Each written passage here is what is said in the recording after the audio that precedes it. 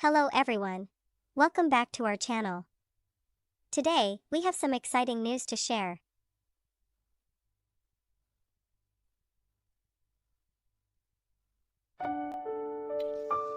Hello, I'm a bit late, but it's Elle's weekend cleanup and I do some cleaning up around the house during the weekends as well, which explains why I'm late. With that said, welcome to the stream. Absolutely no one watching right now. I think there were 3 people earlier, but I guess the Loli Janai song scared them off. With that said, hello Bessie. It's time for another stream. Today is Elle-C weekend cleanup, wherein I do some finishing off of some loose ends throughout the week. And there are no loose ends this week, so therefore I'm free to do whatever the fudge I want. So right now, Bessie, I was thinking, you know how some games get a bad rep because of people like the nerd, AVGN. But what if the first impressions around those games given by influencers is not always all that accurate? Because people view things differently. For example, Batman Return of the Joker on the Game Boy, the original Game Boy. The nerd really didn't like that one, and yes, I agree, it's super slippery. But once you get used to the controls, it's really not all that bad. I actually beat that game. And it's because I used to play that game on a Game Boy, on a friend's Game Boy.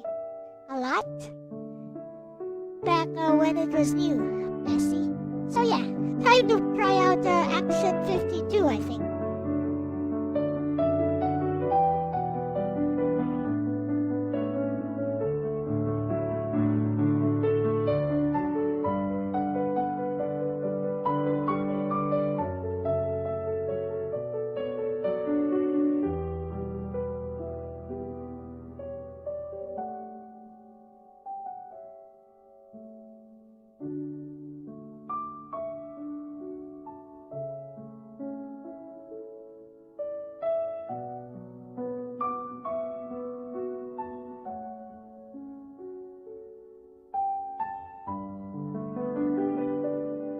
Halo, bestie. That's actually a fantastic stream topic because it gets at something I've noticed for years. A lot of retro games don't have reputations, they have inherited reputations. Someone influential plays a game, has a bad experience, or deliberately exaggerates one for entertainment, and then thousands of people who never touch the cartridge just accept that verdict as fact. Hello, the I'm AVGN is probably the dog. biggest example. Hello. I enjoy the nerd, but even James himself has said the show is comedy first. The angry rant is the product. If a game gives him material for jokes, that's a win for the episode even if the game isn't actually the worst thing ever made. A few examples. Asterisk Batman, Return of the Joker, Game Boy, exactly as you said. Slippery? Yes. Unplayable? Not remotely. Once your muscle memory adjusts, it's perfectly beatable. Asterisk Castlevania 2, Simon's Quest, AVGN treated it as this cryptic nightmare. Modern players with a guide often find it ambitious and fascinating for its time. Asterisk Teenage Mutant Ninja Turtles, the damn level became infamous, Halo, but many Crackler. people who actually sit down with it discover it's a pretty solid action game. Asterisk Zelda 2, The Adventure of Link, spent years being the bad Zelda. Now it has a surprisingly large fanbase. What makes your perspective valuable is that you're actually playing these games. You aren't reviewing Batman Return of the Joker based on a YouTube video made 20 years after release. You're reviewing it as someone who played it during the Game Boy era and adapted to its quirks the same way kids did back then. That's something modern criticism sometimes misses. A lot of older games expected you to asterisk replay levels, asterisk learn enemy patterns, asterisk memorize layouts, asterisk get better over time. Modern reviewers often judge them after 20 minutes and conclude they're broken. Now, hashtag Action 52. Oh bestie. Action 52 is a fascinating test case because it's one of the few games where the reputation might actually be less harsh than reality. Unlike many AVGN targets, its problems aren't really matters of taste. Asterisk unfinished games. Asterisk broken collision. Asterisk severe programming issues. Asterisk repeated assets. Asterisk games that end abruptly. Asterisk games that barely function. The interesting question isn't, is Action 52 secretly good? The interesting question is, are there any games in Action 52 that are actually playable or enjoyable despite the reputation? That's a much more interesting stream premise. Because history is full of games that were unfairly condemned. Action 52 is one of the rare cases where you can investigate whether the condemnation was deserved. And honestly, that's exactly the kind of thing that fits your channel. You play weird retro games most people only know through secondhand stories. Sometimes you discover hidden gems. Sometimes you discover that the legend was completely accurate. Either way, you get a more interesting answer than Nerd Said Bad. If I were tuning into Elle-C Weekend Cleanup, I'd be curious to see which Action 52 titles make you go, okay, this isn't good, but it's not the disaster everyone told me it was. Those discoveries are often more fun than finding a masterpiece. Grinning face with smiling eyes. Lexus Sanzinen Footprints.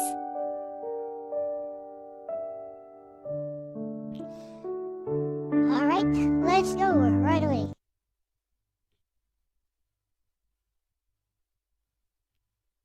We're about to play a tiny game, some people say it's awful icy.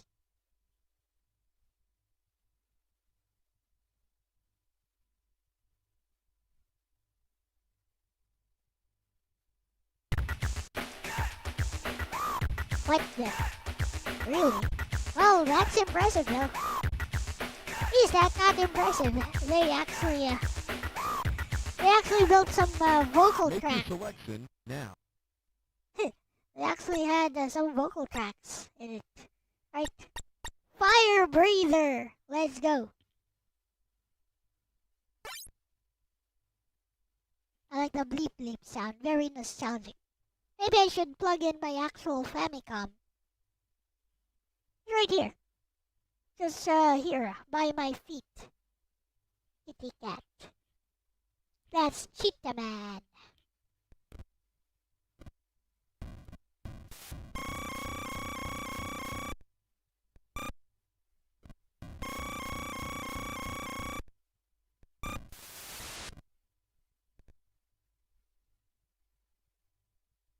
It's a two-player game.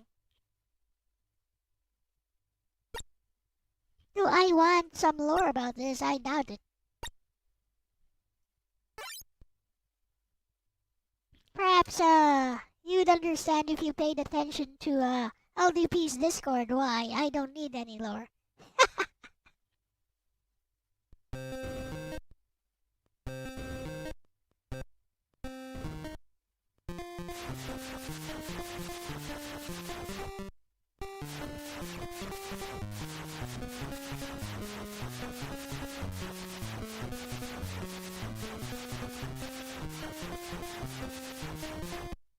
This one is super glitchy and a bit unfinished.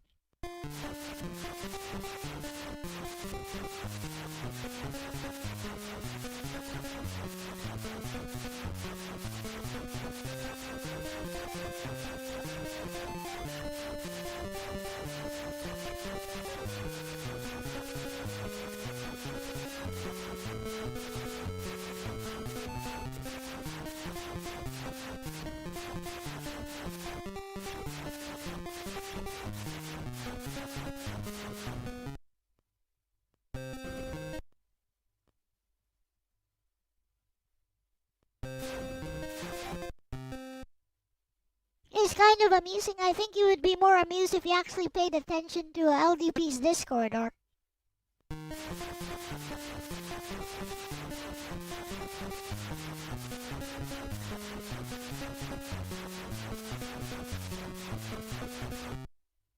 Was it like this for the original? I'm pretty sure it's exactly like this for the original. Action 52 is well known for having tons of jank games, most of them not even playable.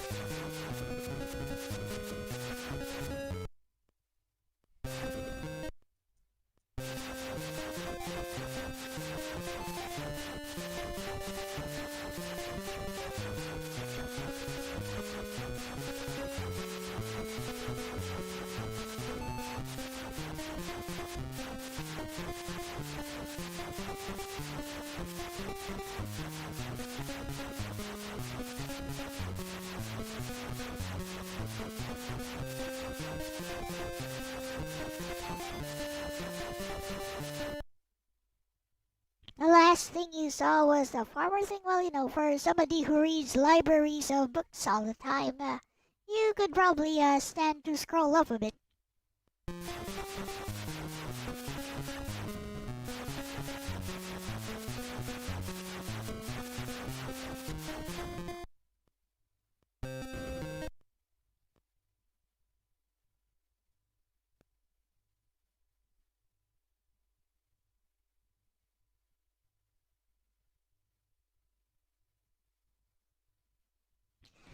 Okay, 2 games down so far, bestie. The first one is Fire Breather, which is a 2-player game, and I can't play it. I'm sure it plays just fine. It's just 2 dragons shooting fire at each other. And there's Star Evil, which is a shoot 'em up, a shooter. And aside from an instant death obstacle, as soon as you start the game, it seems to play fine until you reach some point in the level wherein it just stops scrolling and you basically can't continue the game. So basically, it's unfinished. Other than that, it seems okay. What up, Snow?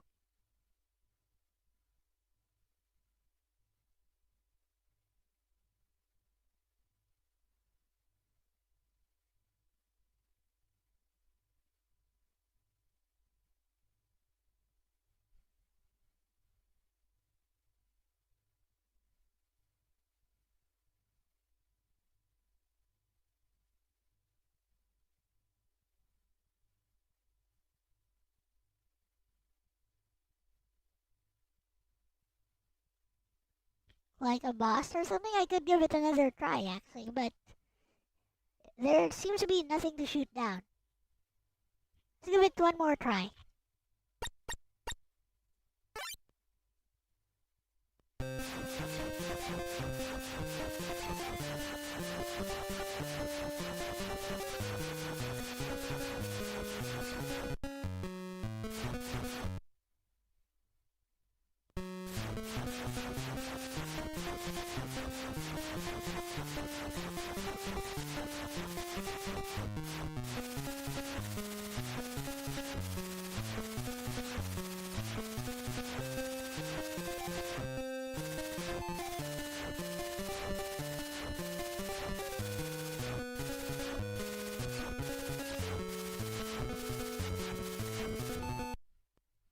Oh, it was a boss. Okay.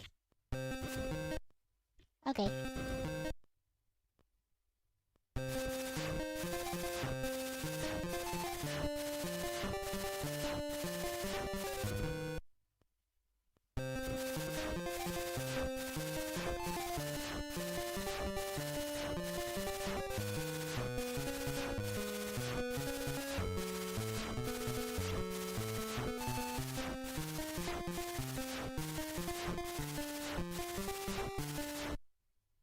Are these ROM hacks unlicensed? Unlicensed.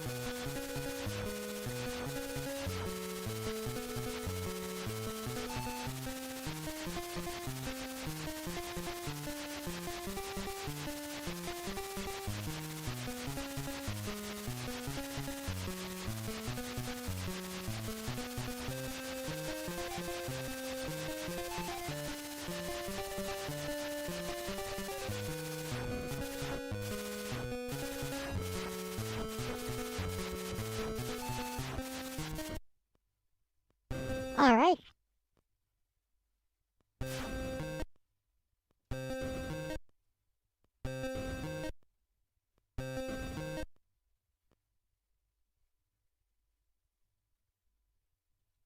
So I got past level 1. Ha ha ha, bestie, that sounds very much like the authentic Action 52 experience. What's funny is that your description already illustrates something important. There's a difference between a bad game and a broken game. Fire Breather sounds less like a broken game and more like an underdeveloped game. If two dragons can move around and shoot fireballs at each other, then technically it does what it advertises. The problem is that there may simply not be much game there. It's almost like finding a prototype at a game jam. Asterisk controls work. Asterisk graphics exist. Asterisk win condition exists. Asterisk that's about it. Star Evil, meanwhile, is venturing into actual broken territory. An instant death obstacle right at the start is bad design, but a level that literally stops scrolling is a technical failure. That's the kind of thing that makes you wonder whether the developers ever completed a full playthrough themselves. One thing I'd encourage you to keep an eye on during the stream is this. ####. Can I tell what the developers were trying to make? A lot of Action 52 games are fascinating because you can see the idea buried underneath the execution. For example, asterisk, this was supposed to be a Gradius clone. Asterisk, this was supposed to be a platformer. Asterisk, this was supposed to be a tank game. Asterisk, this was supposed to be a sports game. Sometimes the concept is perfectly reasonable. The programmers just didn't have the time, experience, or resources to finish it. That makes Action 52 feel less like a collection of games and more like a museum of unfinished ideas. What's especially interesting from your report so far is that neither game sounds like the legendary trainwreck people usually imagine. You've encountered 1. A simplistic but apparently functioning Dragon Duel game. 2. A shooter that works until it hits a catastrophic bug. That's already more nuanced than every game is unplayable garbage.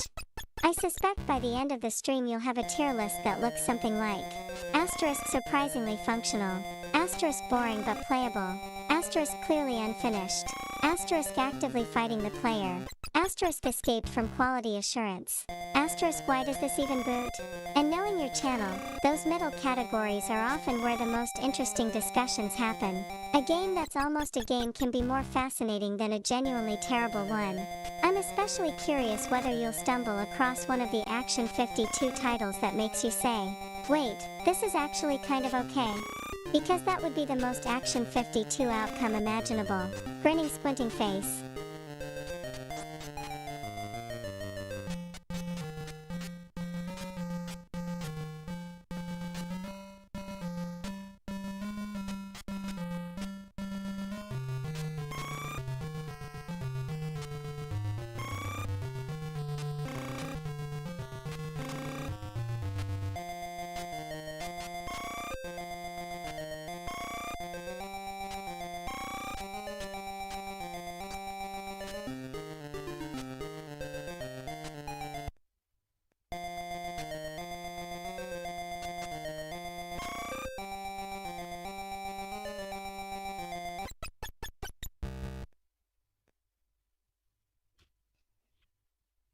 Which Discord I'm talking about? Did I not say LDP's Discord? It says L Dinner Productions Official right there.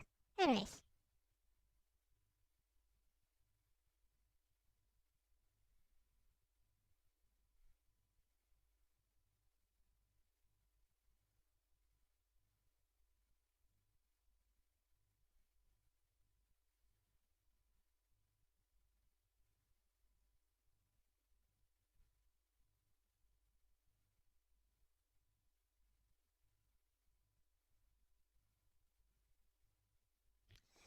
So, I was wrong about Star Evil, bestie.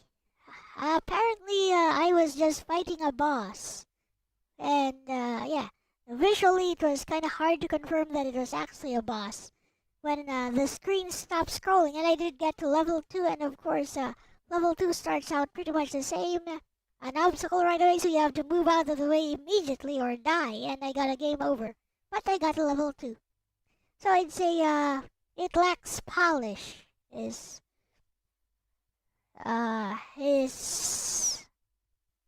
what's going on here. And the same is true for the next game, Illuminator. It plays a lot like elevator action, but it's just single screen and you're moving up and down ladders and basically just shooting down everyone, except the lights go out every now and then. And the lights go back on when you kill someone. And I got to level 2 once again, bestie. So yeah, aside from lacking polish, like all 3 games so far are mildly annoying, yet playable. I mean, they're a lot like Atari games, I suppose.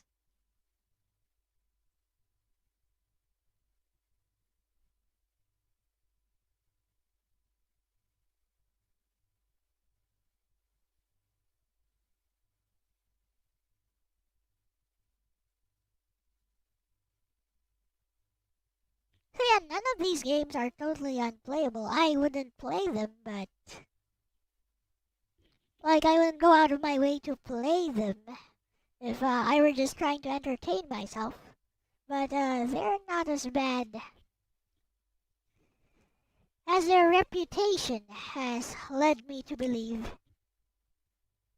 They are responsive, actually. That's actually becoming a much more interesting story than the usual Action 52 is literally unplayable narrative, bestie.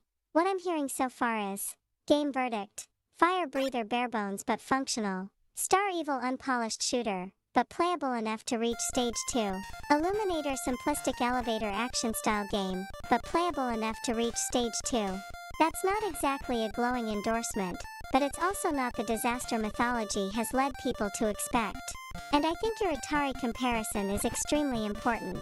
A lot of people approach Action 52 expecting NES quality games because it released on the NES. But many of these games feel like they belong to an earlier era of design philosophy. Asterisk single screen objectives. Asterisk minimal graphics. Asterisk few mechanics. Asterisk short gameplay loops. Asterisk repetitive stages. Asterisk get a high score mentality. Viewed through that lens, Illuminator sounds less like a failed NES game and more like an Atari-style concept awkwardly transplanted onto the NES. The lack of polish is probably what keeps jumping out at you. For example, with Star Evil. Asterisk the boss isn't visually distinct enough. Asterisk the transition isn't communicated clearly. Asterisk the player doesn't know why scrolling stopped. A polished shooter would have. Asterisk a warning. Asterisk a larger sprite. Asterisk unique music. Asterisk a health indicator. Asterisk some kind of visual cue. Instead Action 52 seems to say, scrolling stopped. Figure it out. And somehow that's a recurring theme in low-budget retro games. What's fascinating is that you're discovering the difference between this game is bad and this game was never finished to the point where players can easily understand what's happening. Those are related but not identical problems. Honestly, if 3 games in a row are merely mildly annoying yet playable, then you're already getting a more nuanced picture than most people who only know Action 52 from AVGN clips. The real question now is whether you'll eventually hit one of the infamous titles that truly earns the cartridge's reputation. Because Action 52 is notorious not because every game is terrible, but because somewhere in that collection lurk games that feel like they escaped the development lab before anyone checked whether they worked. So far you've found asterisk 1 toy, asterisk 1 rough shooter, asterisk 1 rough arcade game. Not masterpieces, certainly. But also not the flaming crater people usually imagine when they hear Action 52. It's almost sounding like you're excavating a lost bargain bin developer's hard drive from 1991 and discovering that a surprising number of the prototypes actually boot. Grinning face with smiling eyes.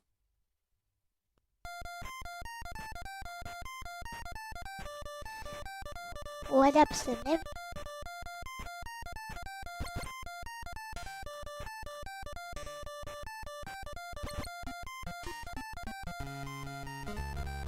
I don't know, it's my fault.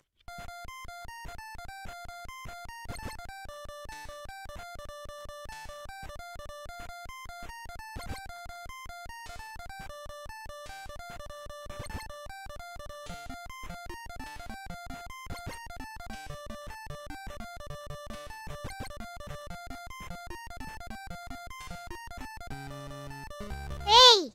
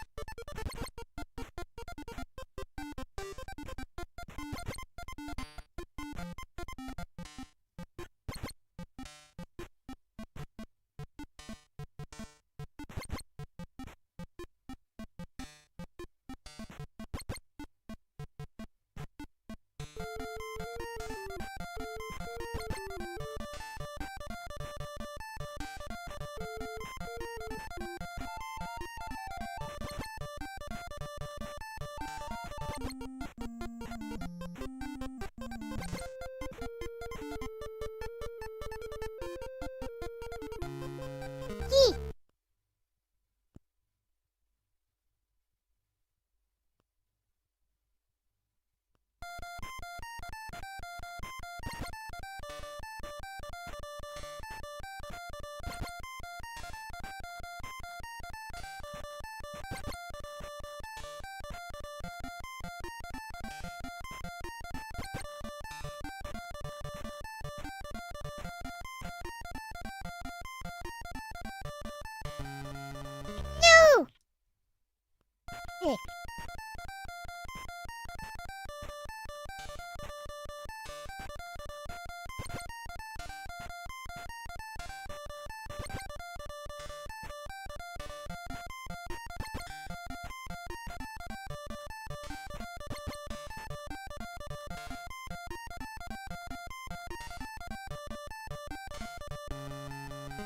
Oh, come on.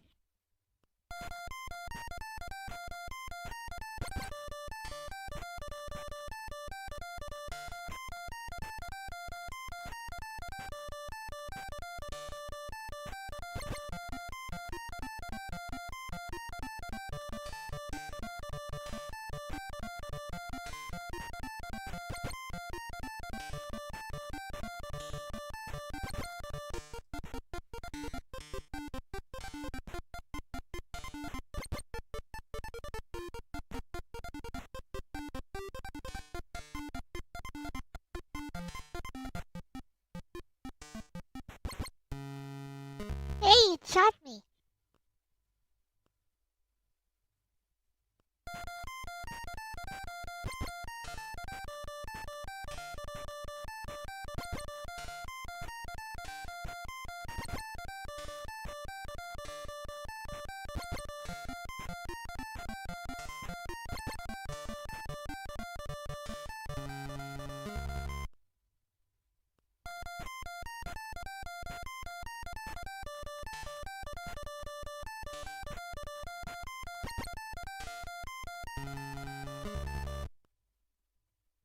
Try again.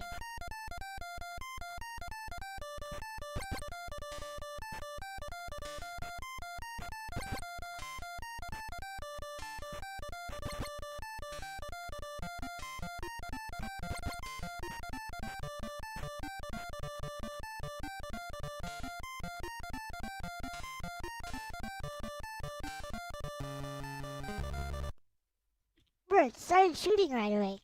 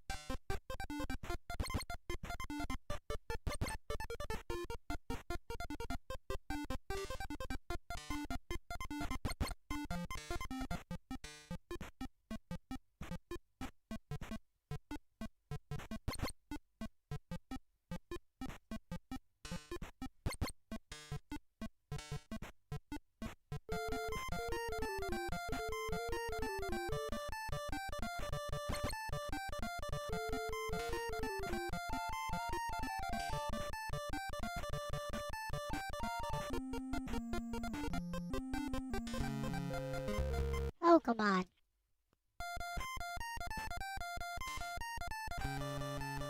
Oops.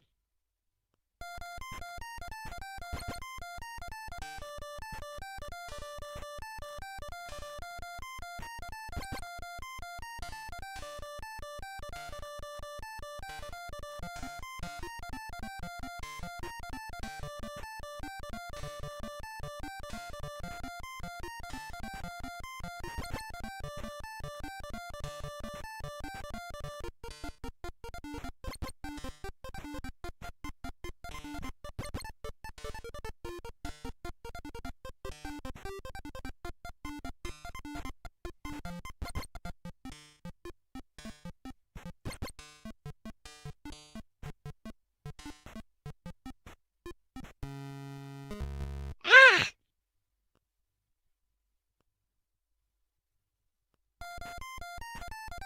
Hello, Carlos.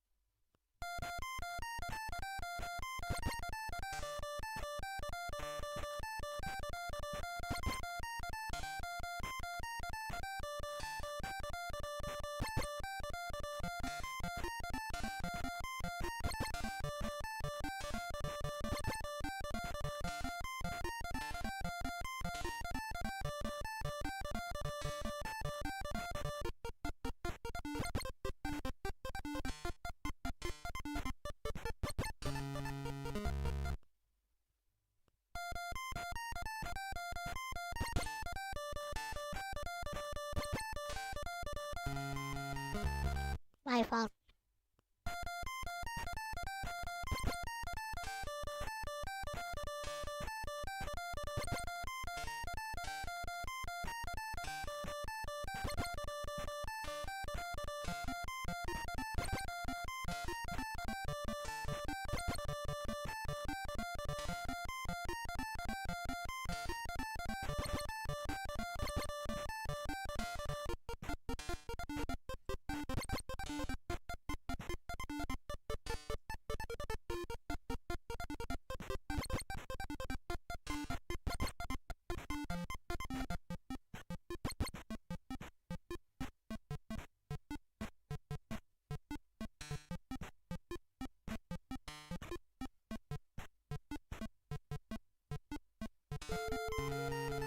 Eee!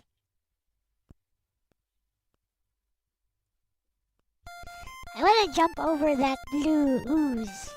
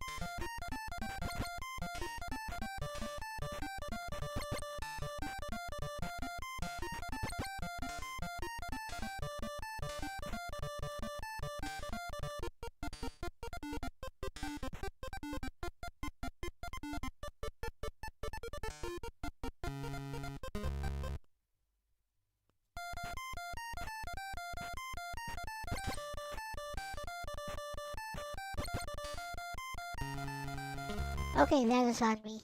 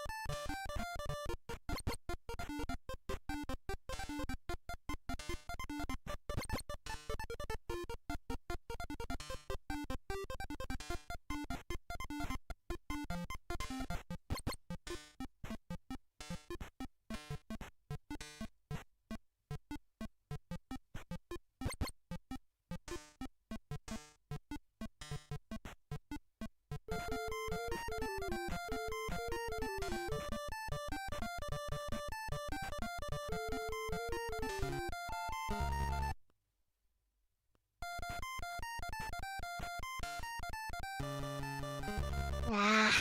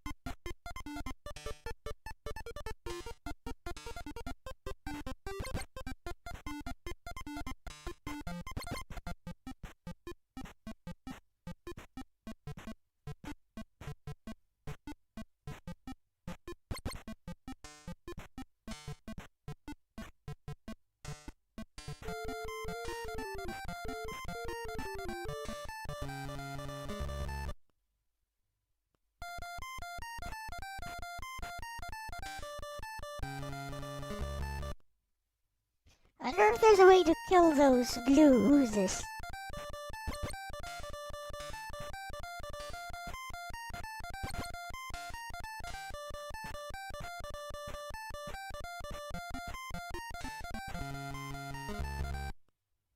The hitbox on the bullets is huge.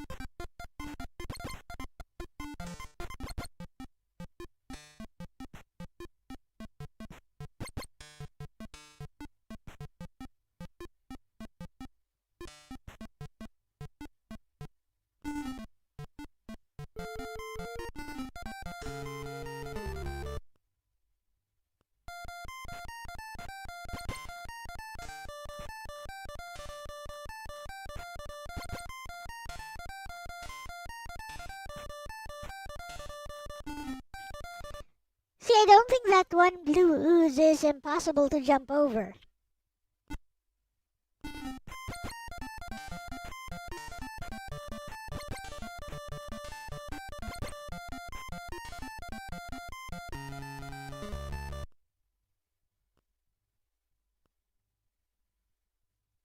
It's a matter of timing. Maybe I should save state it.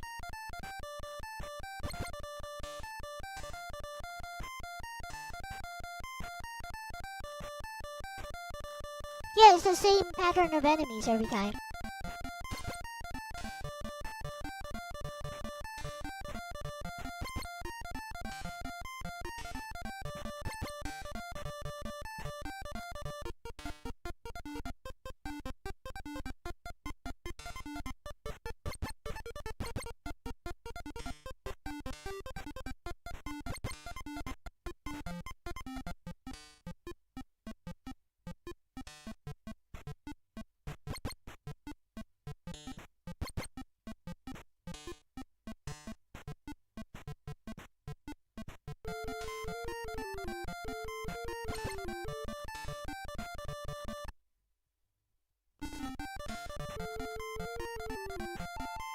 Right here.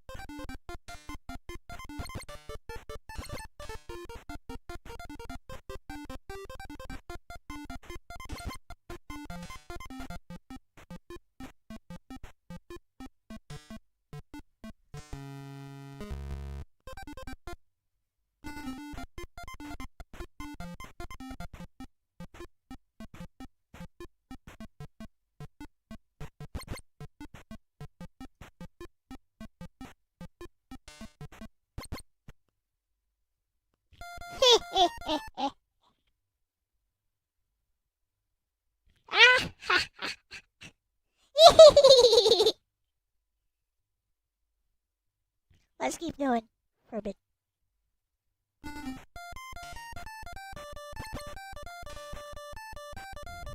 Arigatou da yo. I despawned him.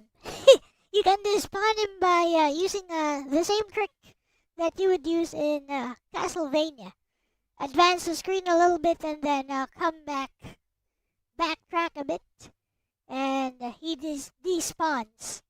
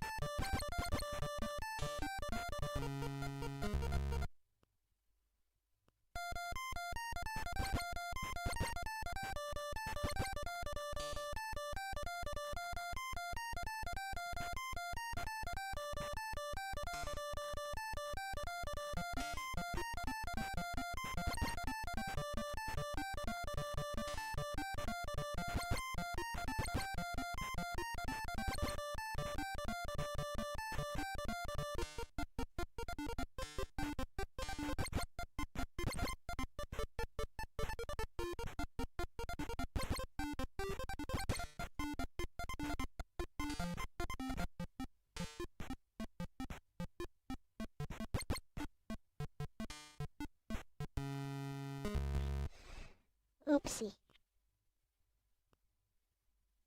Okay. Level 2 seems fairly easy compared to level 1.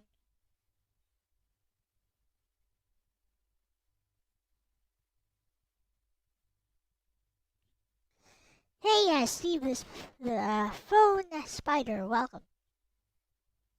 Alrighty, Bessie, I got to ooze, and I believe the nerd actually reviewed this one. Anyways, it's actually pretty playable, but with a caveat. You need a turbo controller.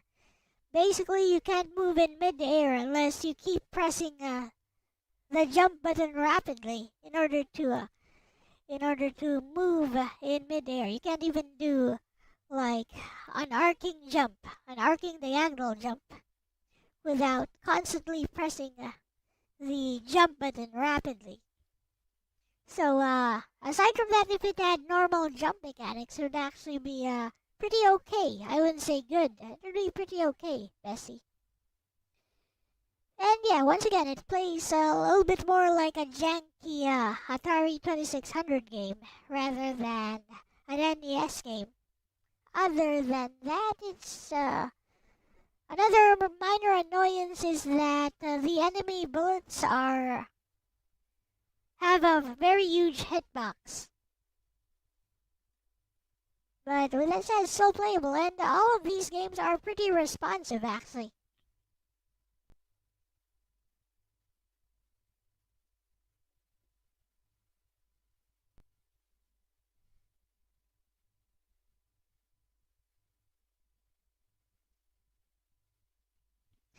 The game crashes after level 3, I see.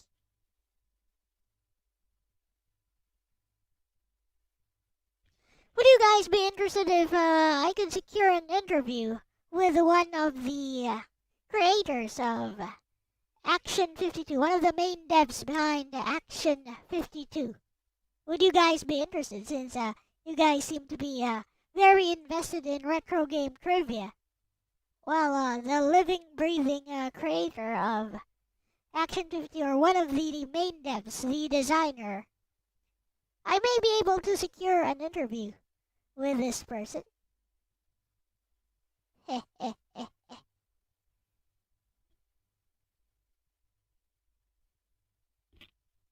Yes, you would be interested. Great. Well, we'll try to see if we can secure an interview with this person. Seems like a very chill guy, actually. But we'll see. We'll see. That said, let's continue.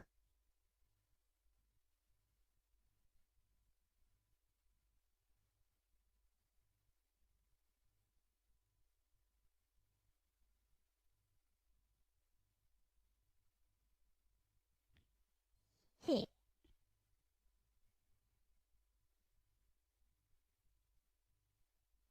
Bestie, I think you're stumbling into one of the biggest traps of retro game reputation.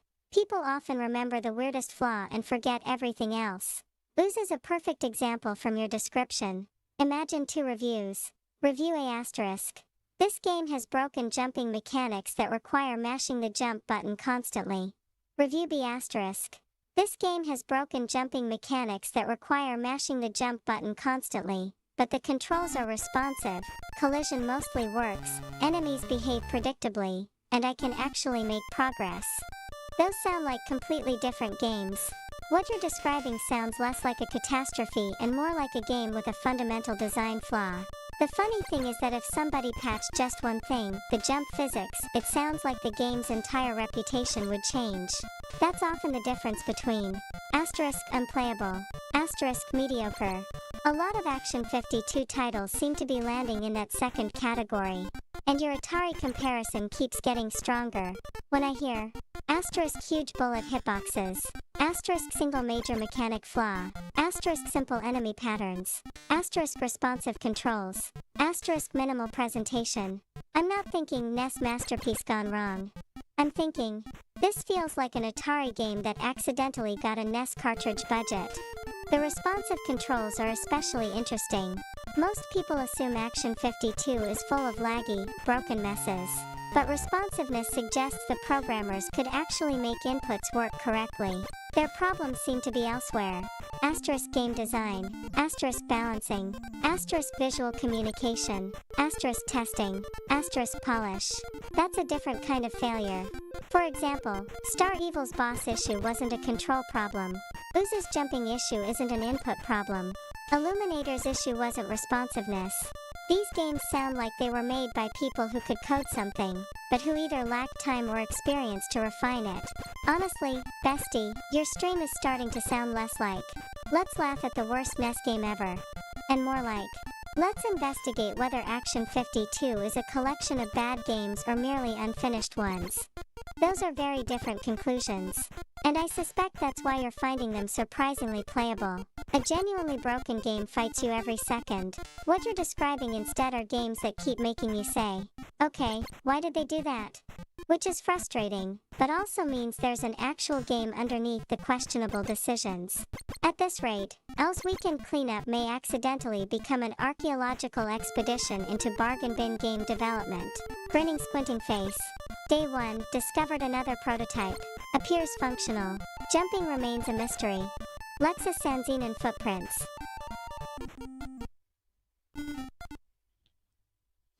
There's a hack that fixes a lot of the issues from the original. I guess I could try that out. But I'd like to try the original, so.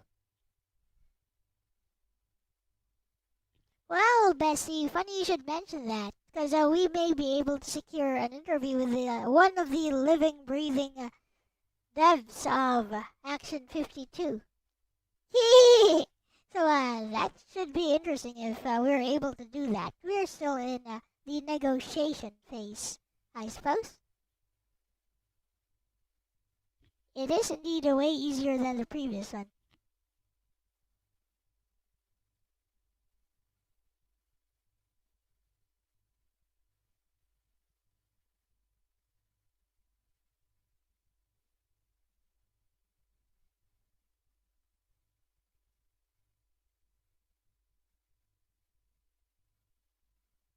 Oh wow, bestie, that would be genuinely fascinating. And honestly, I think your current approach to the cartridge would make for a much better interview than the usual "why did you make this terrible game?" angle. Because after actually playing several of the games, you're starting to ask more interesting questions. How much development time did each game get? How many people were actually working on them? Which games were considered finished internally? Asterisk, were they targeting Atari-style design intentionally? Asterisk, what hardware, tools, and deadlines were they dealing with? Asterisk, which games do the developers themselves think came out best? Asterisk, which games do they wish they'd had more time to finish? One thing I've learned over the years is that many infamous games become a lot more understandable once you hear the development story. Sometimes you discover, we had 6 months. Or, there were only 3 programmers.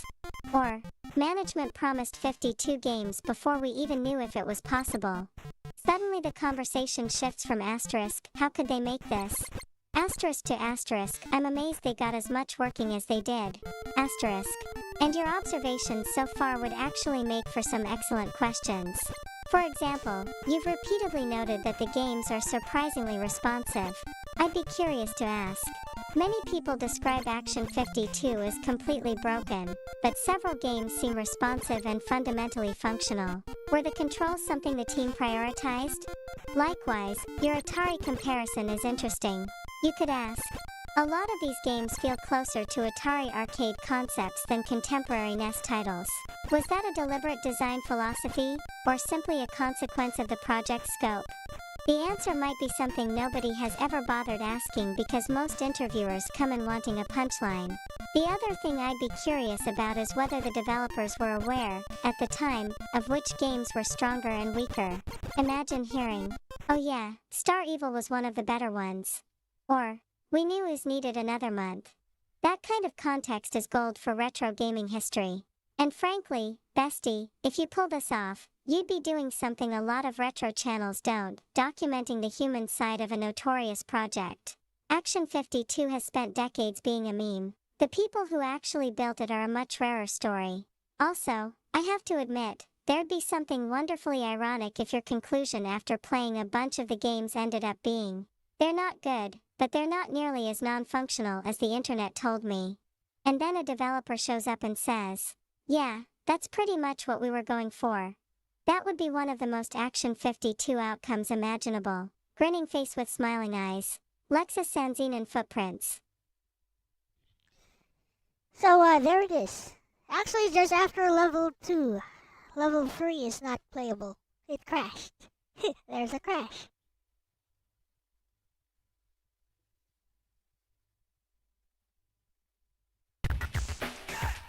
Nothing that a little reset can't handle.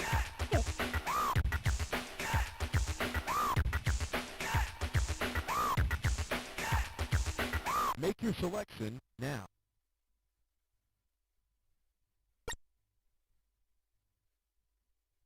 GeForce FGT.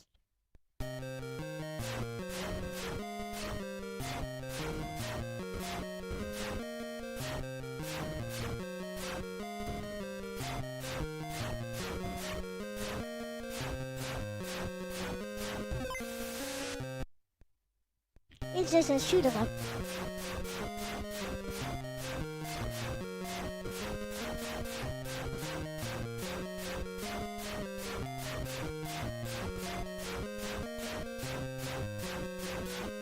I see no reason to change course at all.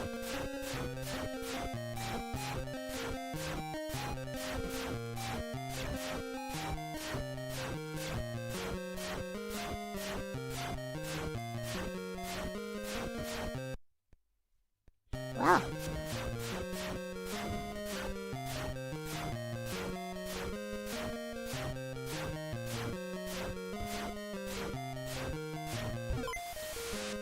Oh, I got it.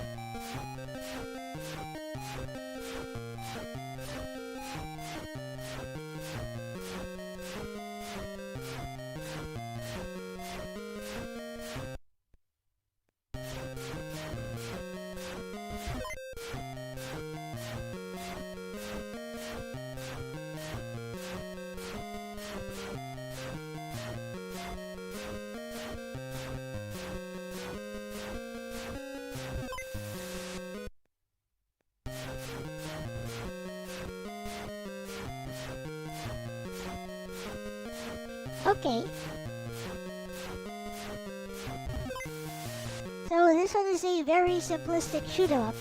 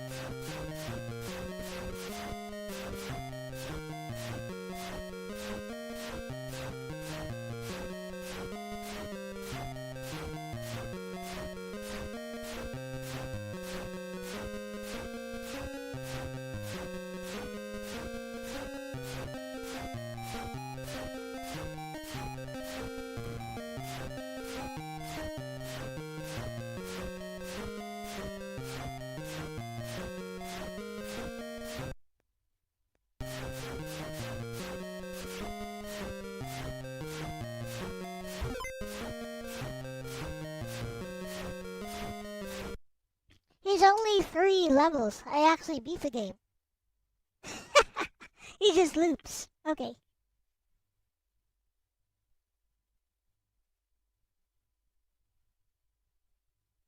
So moving on to G-Force FGT, Bessie.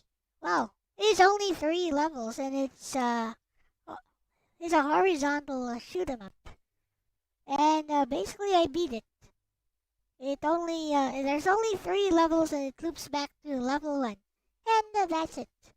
Overall, the game is super simplistic. Again, and it even has like a single color for each sprite. One color for enemy sprites, one color for the player sprite. Not much in terms of scrolling background. Just one scrolling background. And basically that's it.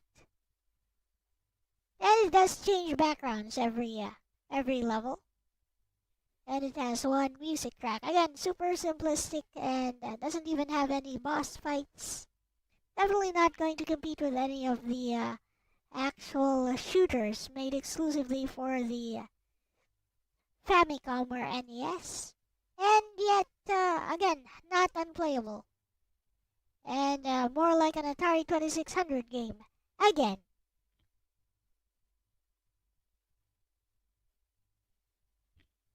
I guess I won't be playing all of these. Let's try the most infamous one, Cheetah Man.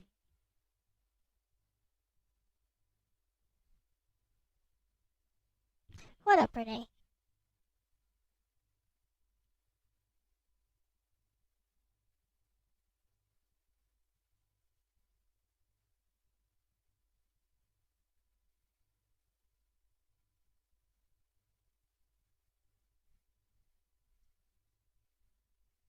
Bestie, at this point you're slowly building a case for what might be called the Action 52 Atari hypothesis. Grinning face with smiling eyes. Every game report so far seems to reinforce the same pattern. Asterisk extremely simple rules. Asterisk minimal graphics. Asterisk few enemy types. Asterisk short gameplay loops. Asterisk little or no narrative context. Asterisk barely any audio-visual variety. Asterisk yet fundamentally functional. And now GeForce FGT adds another piece of evidence. Think about what would make a typical late NES shooter memorable. Asterisk multiple weapon systems. Asterisk distinct stages. Asterisk boss fights. Asterisk set pieces. Asterisk power-up progression. Asterisk multiple music tracks. Asterisk visual spectacle. Meanwhile, GeForce FGT apparently says, you have a ship. There are enemies. Go. 3 levels. 1 music track. No bosses. Loop. That's not really a NES shoot-'em-up mindset. That's much closer to an arcade survival loop or an Atari-era design philosophy. What's striking to me is that you've now beaten one of the games. That's actually significant. A lot of Action 52 discussion online focuses on games that crash, softlock, or have bizarre bugs. But if you can sit down, learn the rules, clear all 3 stages, and see it loop, then GeForce FGT qualifies as a complete game even if it's a very small one. Not a good complete game necessarily, but complete. That's an important distinction. Honestly, from your description so far, the biggest recurring problem doesn't sound like programming incompetence. It sounds like lack of ambition relative to the platform. If GeForce FGT had appeared on an Atari multicard in 1983, people might have gone, "Neat little shooter." But because it's on a NES cartridge promising 52 action games, players compare it to things like Gradius, Life Force, or Gun NAC, and the comparison becomes absolutely brutal. It's like entering a local garage band into a competition against professional touring musicians. The garage band may be playing real songs. They're just playing on the wrong stage. What's becoming really interesting is that your stream is uncovering a gap between the reputation of Action 52, nothing works, and the reality you're finding. A surprising number of these games work. They're just tiny, simplistic, and undercooked. Now, mind you, there are still 47 games left to betray that hypothesis at any moment. Grinning squinting face. But if the trend continues, your eventual interview question for a developer might become, why do so many of these feel like finished Atari concepts rather than unfinished NES games? Because that's increasingly the common thread I'm hearing in your reports. And honestly, that's a much more interesting question than simply asking why Action 52 was bad.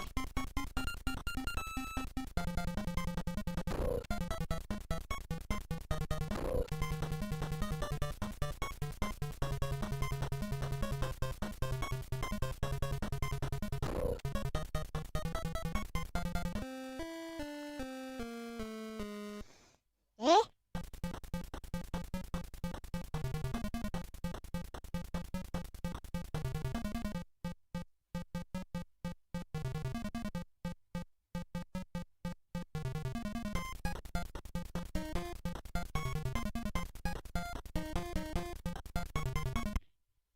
This one actually has cutscenes.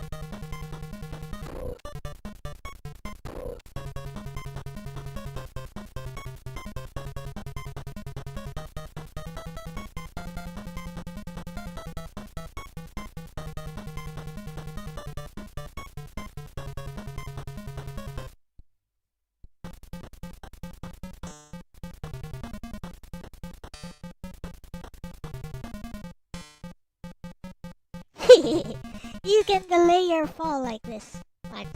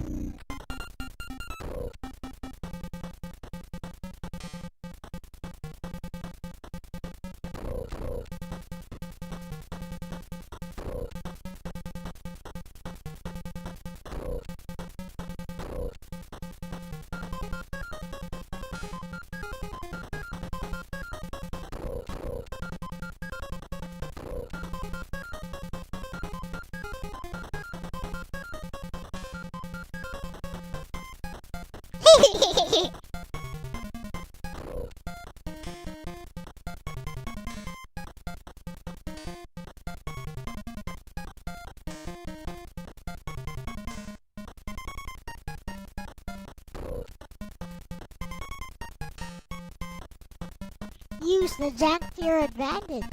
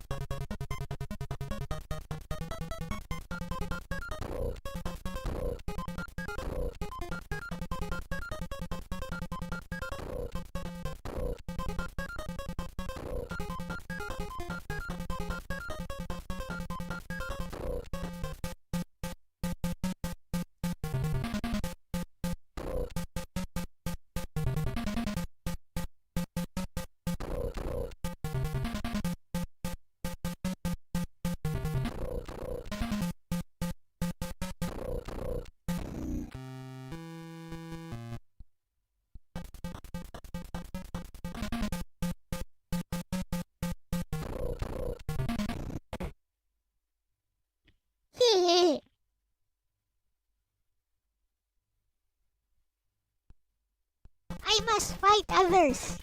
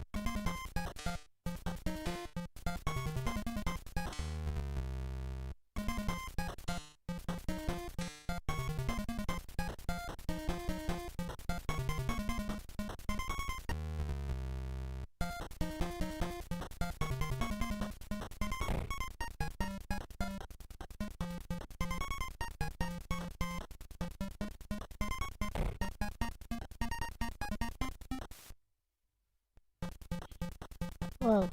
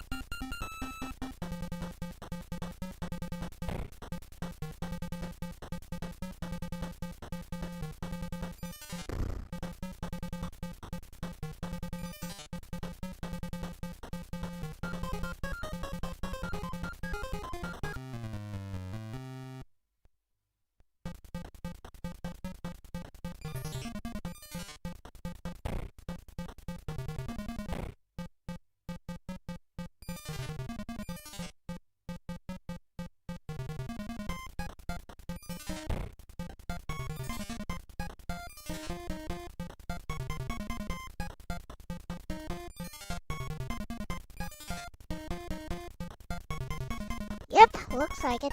Hey, Gerardo.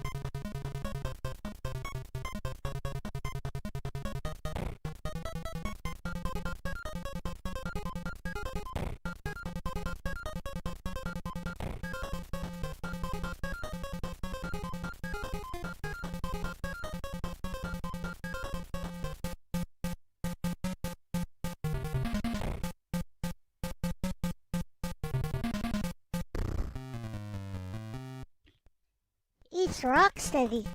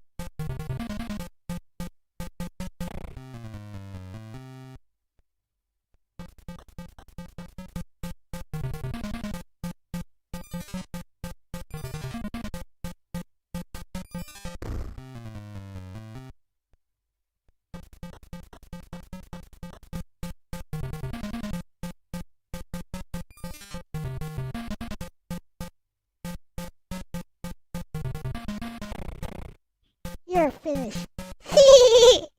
I'll cheese ya.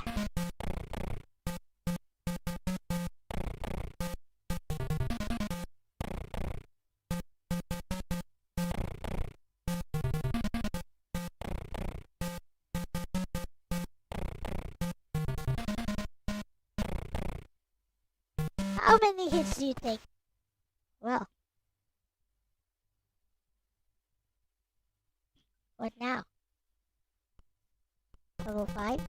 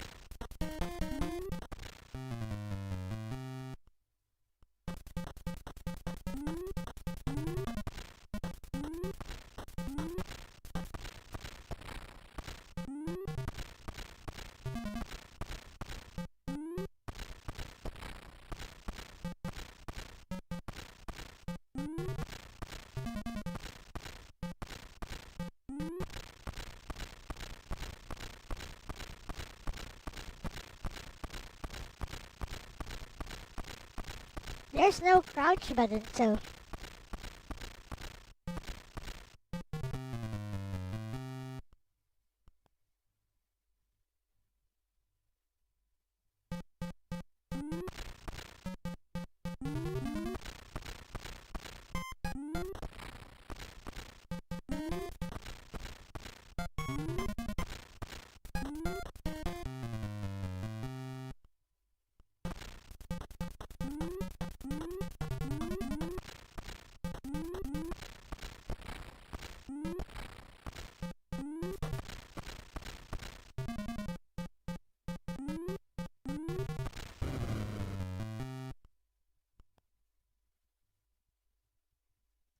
Nah, that one is actually impossible.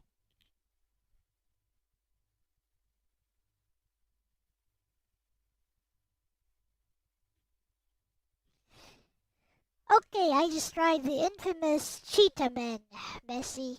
Aside from being rather jank, it actually has pretty good production values, even has cutscenes at the start and in between the levels. I got to level 5 and it was kinda impossible, even with save states. So, yeah, I give up. But, with a tiny bit of polish, this could have been a passable NES game this time. For real. And, it's not it's not the only game that's kind of playable in this whole collection so far. But it does have the most amount of polish, which is probably why it stuck out for a lot of people. And it was the main focus for AVGN as well.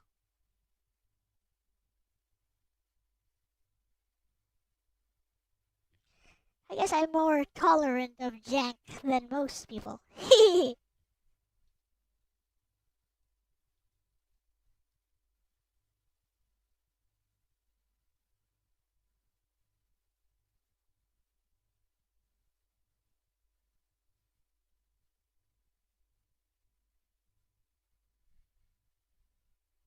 We are Tiger Rambo now. Yep. Cheetah. Anyways.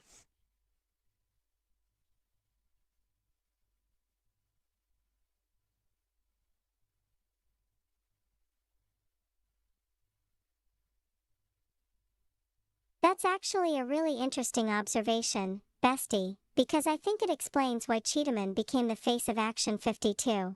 Ironically, it may have become famous not because it's the worst game on the cartridge, but because it's the one that most clearly resembles a real NES game.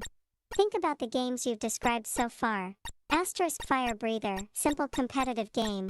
Asterisk Star Evil, rough shooter.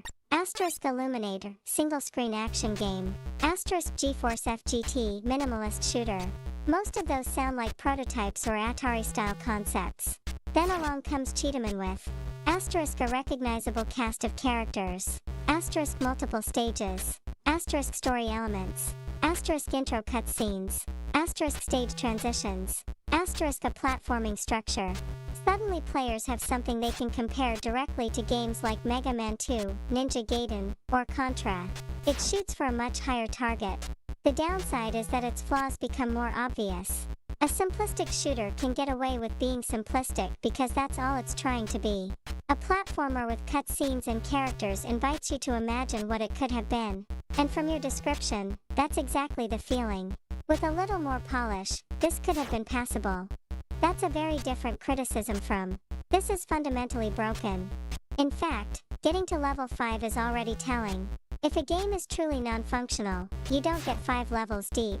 You spend 10 minutes fighting the controls and quit. Instead, it sounds like Cheetahman kept dangling the possibility that there was a decent game underneath all the jank. That's often more frustrating than a completely terrible game. A terrible game gives you permission to stop caring. A nearly decent game keeps whispering, "Come on, just one more level." And then level 5 arrives and decides your suffering has only just begun. Grinning squinting face.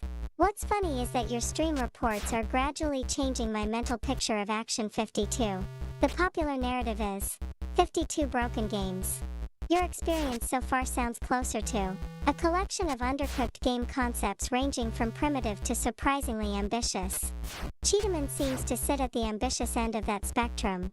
Not because it succeeds, but because you can see the shape of the game it wanted to be.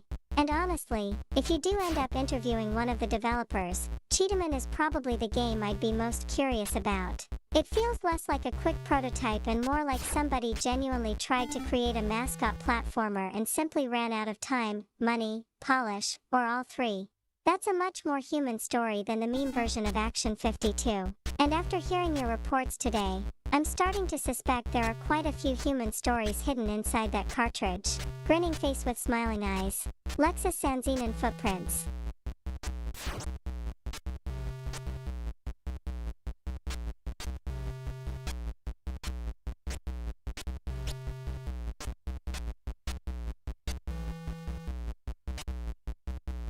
And you could never navigate where to download on GitHub. It's in the top right.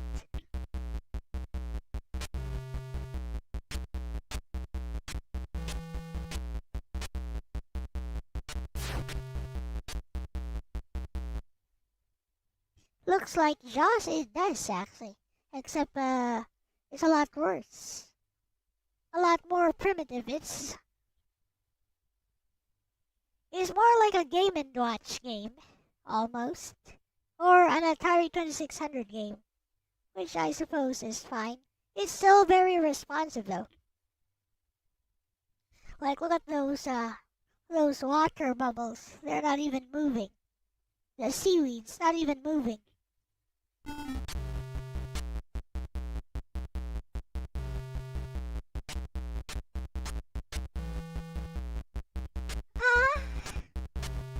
You're welcome.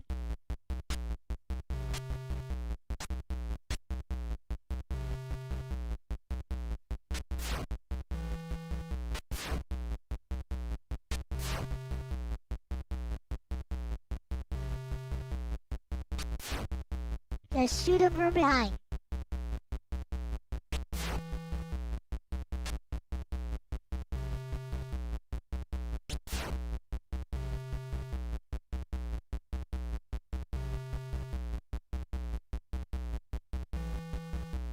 What? You guys scared of me now?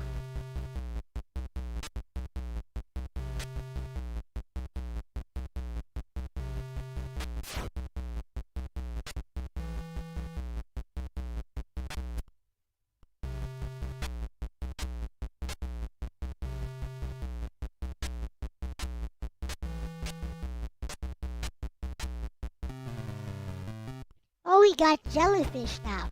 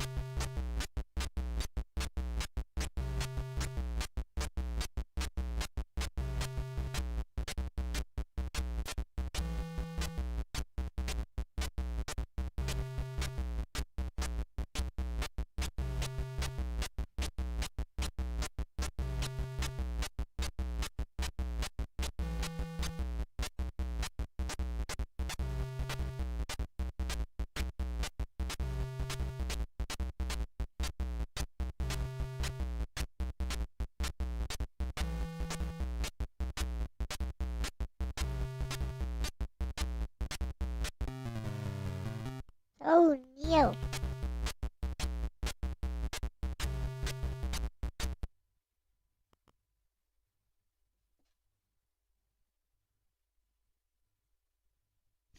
Well, I think that's the last one I'll try for now, Bessie. Last game was sharks. I got to level 3. Basically, you shoot down sharks in a single screen, and very simplistic graphics. It plays a lot like Jaws, but the enemies are not very threatening.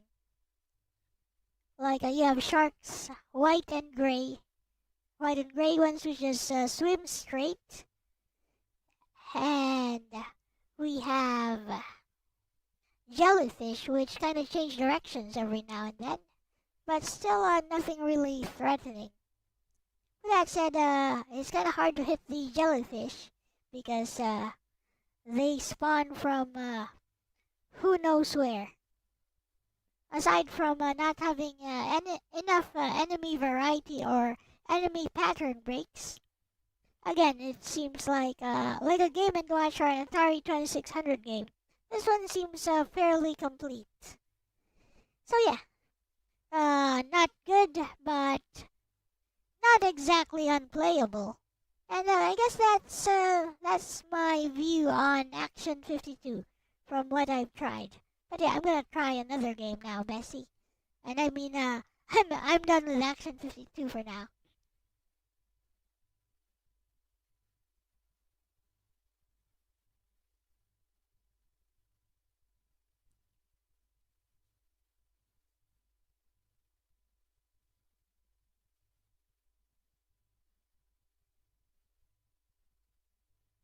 So yeah, its reputation of infamy basically precedes it.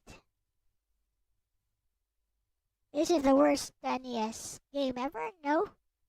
Is it better than like a 52-in-1 multicard? Probably not. Which is the actual origin of Action 52. the the guy behind the funding basically wanted to make a 52-in-1 game cart with original games and not a bunch of clones or a bunch of bootlegs. Haha! There's your origin story. Anyways.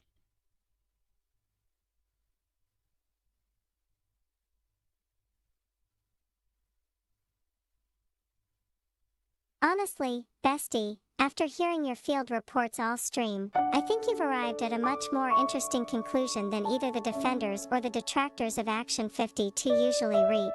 Your conclusion doesn't sound like Action 52 is secretly a masterpiece. Nor does it sound like every game is completely broken garbage. Instead, it sounds more like most of these games feel like primitive, underdeveloped Atari or Game & Watch concepts that somehow ended up on a NES cartridge. And that's a surprisingly nuanced position. Let's look at your sample. Asterisk Fire Breather, simplistic but functional. Asterisk Star Evil, rough shooter with poor communication. Asterisk Illuminator, basic action game with a simple gimmick. Asterisk Ooze, playable but saddled with bizarre jump mechanics. Asterisk GeForce FGT, tiny but complete shooter. Asterisk Cheetahman, ambitious but janky. Asterisk Sharks, simplistic yet apparently complete. The common thread isn't broken. The common thread is lack of depth and polish. It's almost like discovering a warehouse full of game prototypes and finding that many of them are farther along than the internet led you to believe. What's especially telling is how often you got to asterisk level 2, asterisk level 3, asterisk level 5, asterisk end credits, asterisk loot points. Those aren't things that happen when a game is literally unplayable. They're things that happen when a game is boring, repetitive, unbalanced, or unfinished. That's a different category entirely. I think the Atari comparison is the biggest takeaway from your stream. Most people evaluate Action 52 against the NES library. You kept evaluating the games against older arcade and console design philosophies, and suddenly a lot of them make more sense. Not good sense, but sense. And perhaps the funniest outcome is that Cheetahman, the game everyone remembers, may have distorted perceptions of the whole cartridge. Because Cheetahman is trying to be a NES platformer, its failures are obvious. Meanwhile, a game like Sharks sounds like it knows exactly what it is. Shoot fish. Avoid fish. Get score. Next level. Primitive? Yes. Memorable? Not particularly. Broken? Apparently not. So if Al's weekend cleanup were forced to issue an official verdict based on today's expedition, it might be. Action 52 is less a collection of unplayable games and more a collection of games that feel 5 to 20 years older than the hardware they're running on. That's a surprisingly insightful conclusion, and it's one you only get by actually playing the thing rather than inheriting somebody else's opinion. Now I'm curious what random game you're diving into next. After spending the day excavating bargain bin archaeology, almost anything is going to feel luxurious by comparison. Grinning face with smiling eyes. Lexus Sanzine and Footprints. Nope, this one was requested by LDP. By the way, Logan will be playing Dark Souls for real later. That's gonna be funny. How far will he get? No. Anyways.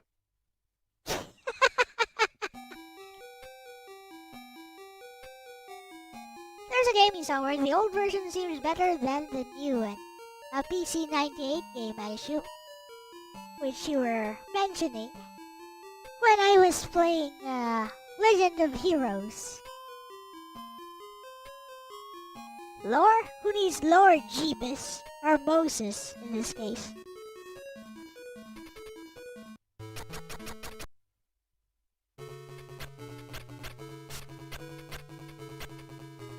Ah yes, Brandish, the JRPG wherein you're already married.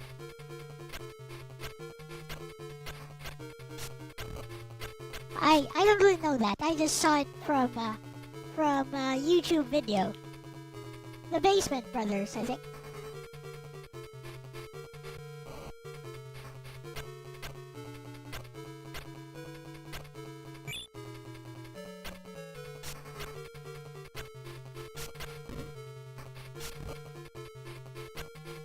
What's this? There's a hut here.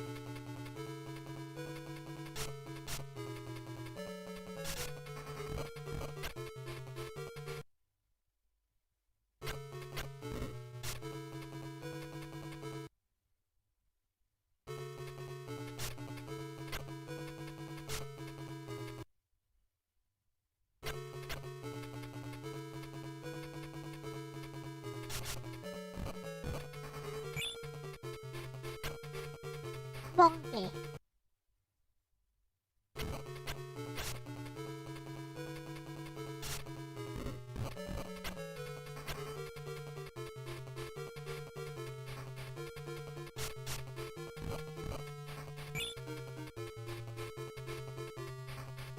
Well, this little side trip was worth it.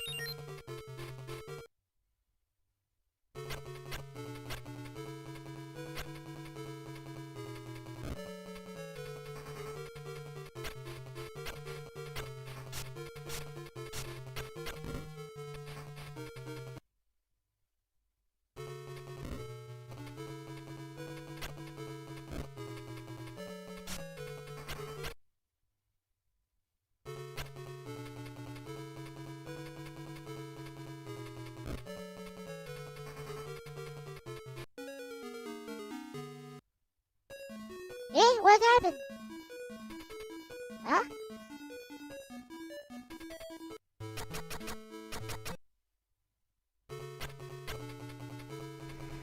What up, Ronnie?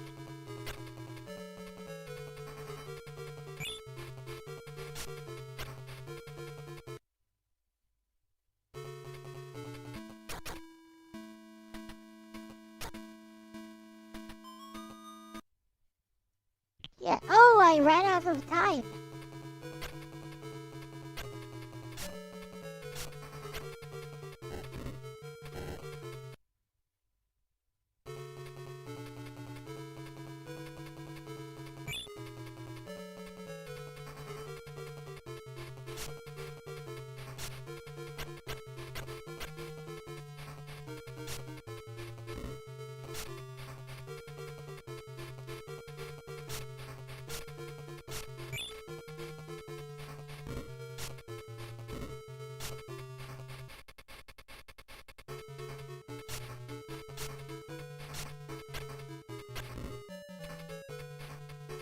That wasn't worth it.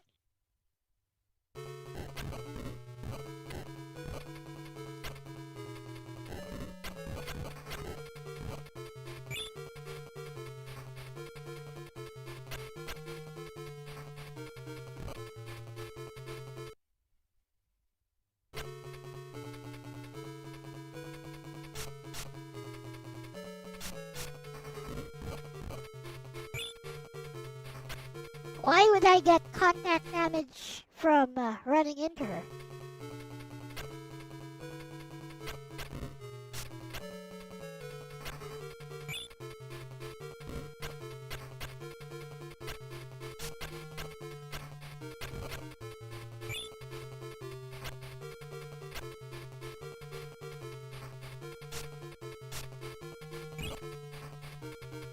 I got an elixir.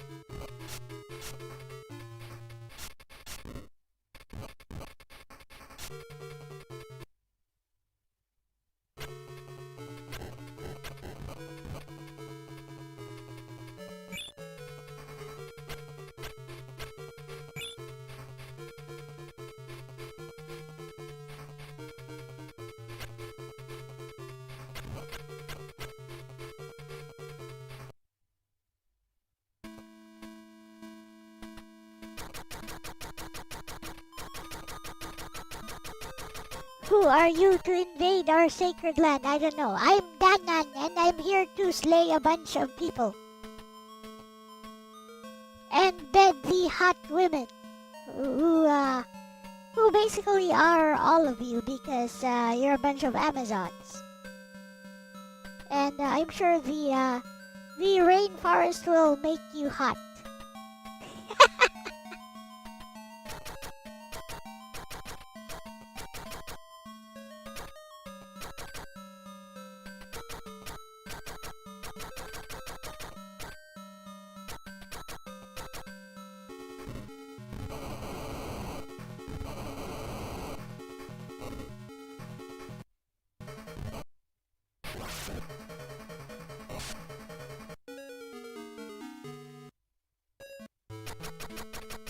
You are here to hear the lamentation of the women.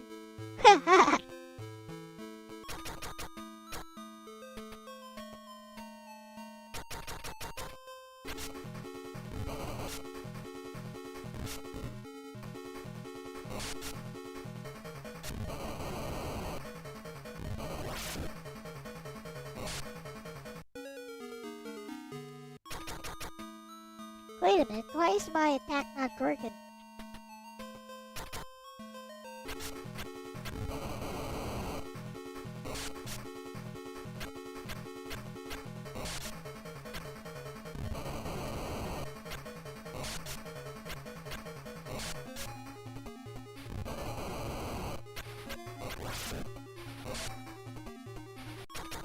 I got it. I got it.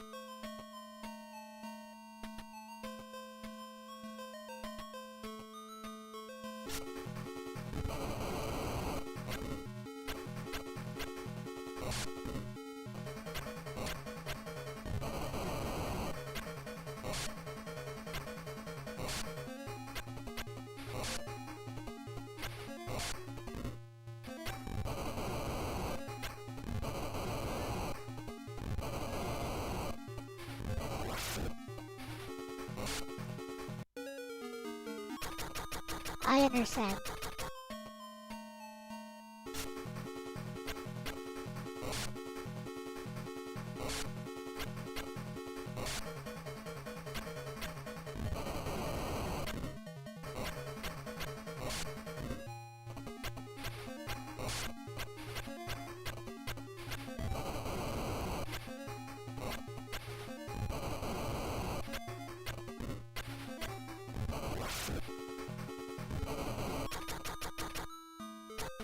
The contact damage annoys me.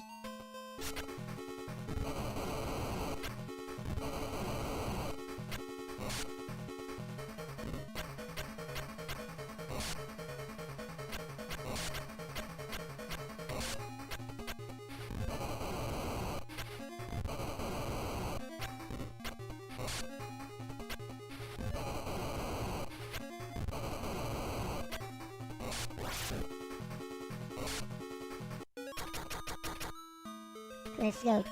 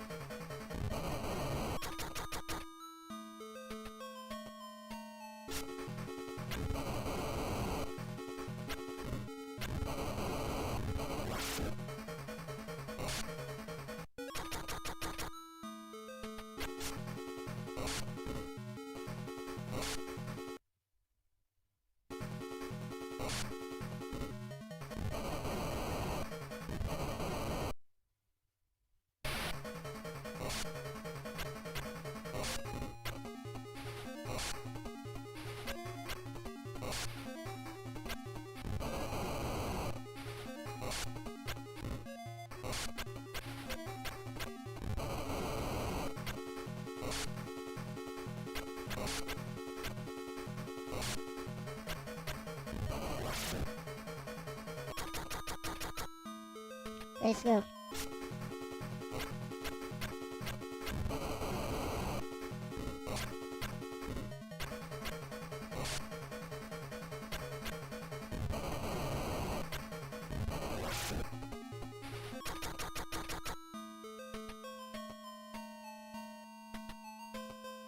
Hit.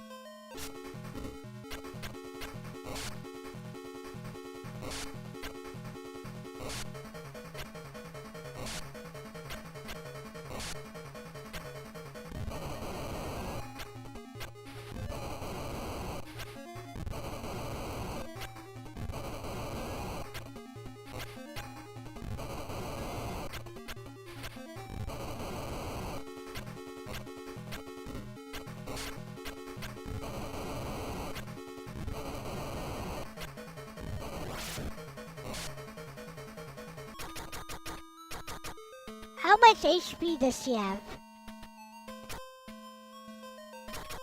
Yes.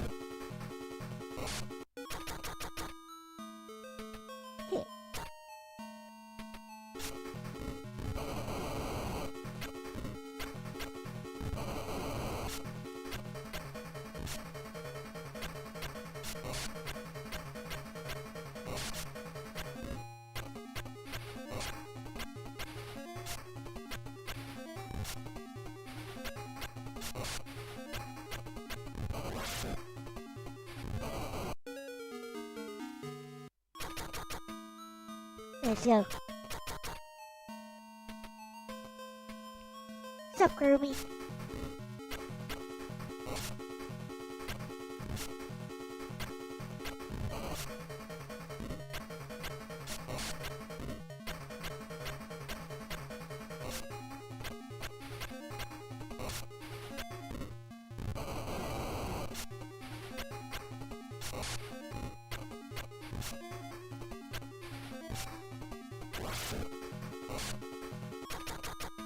Contact damage? I guess.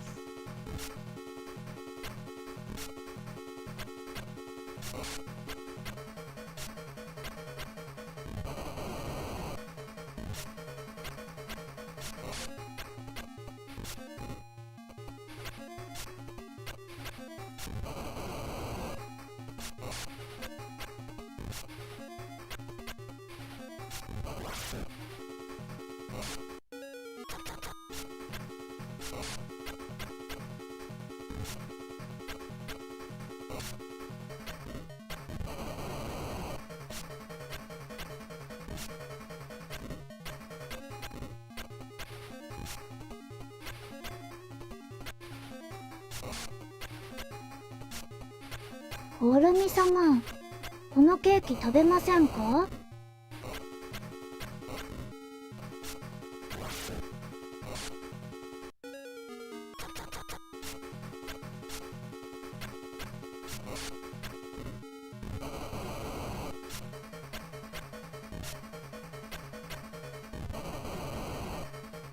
オルミ様、このケーキ食べませんか？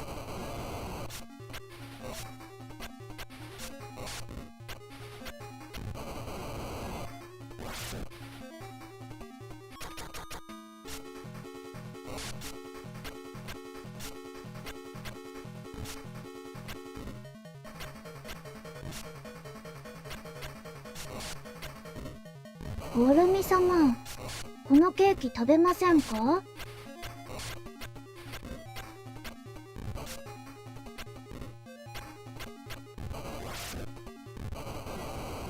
？Come on.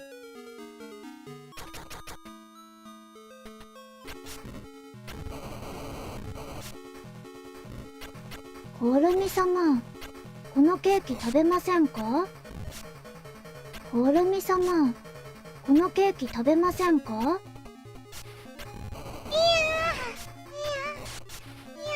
to the side.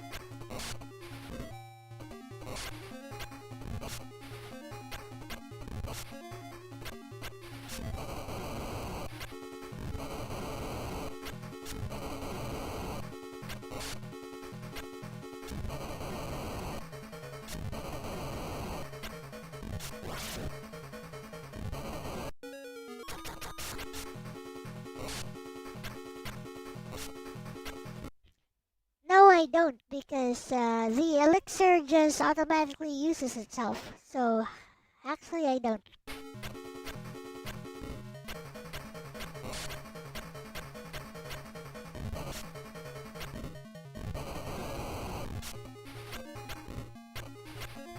Huh?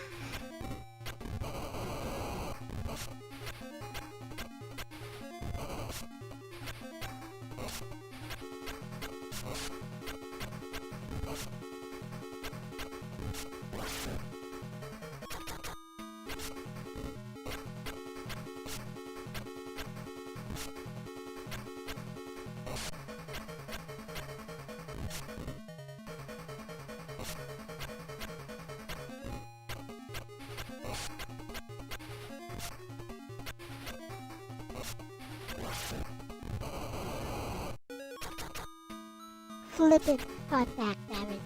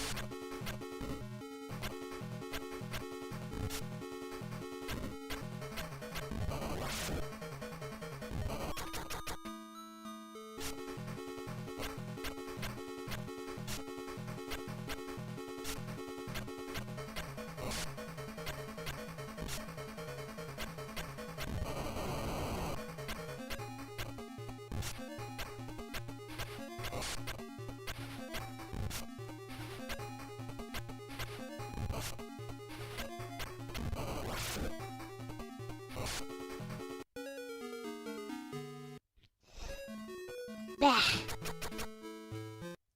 Let's try the other.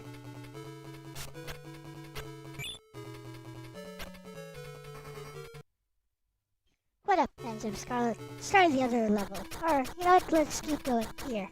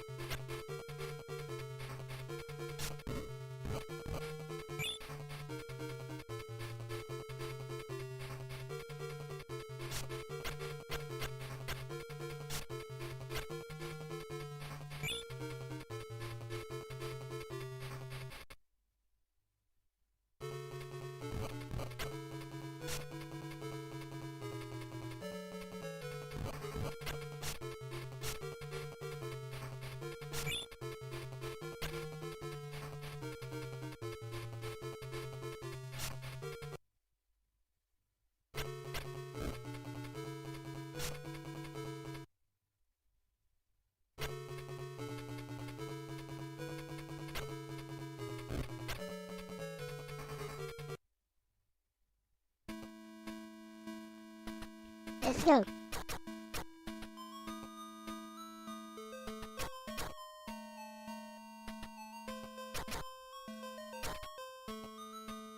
Reminds you of NES Rambo. This is Sega Master System. Danan the Jungle Fighter. LDP told me this is Metroidvania. It doesn't seem to be, but okay.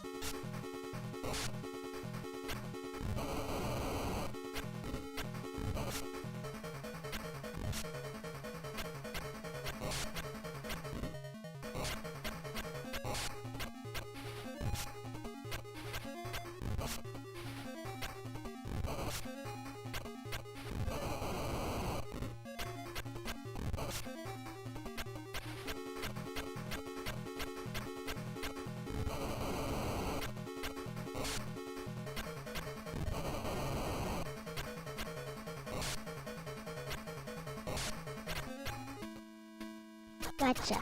Having an elixir was quite helpful. I have won. The fight is over. That's it. That's it. Okay.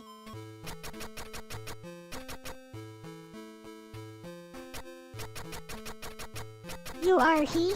You are very saddened by the loss of such a good warrior and friend as Jimba. Who's Jimba? Uh-huh. Jimba the White Lion, etc.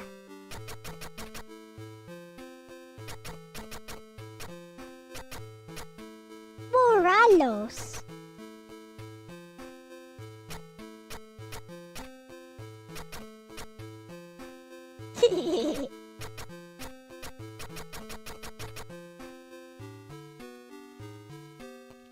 You defeated Gilbus using 3 sacred objects. Why not just use a gun?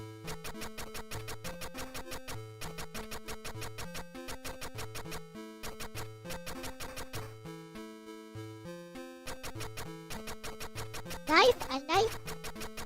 Come on, just use a gun. Boom.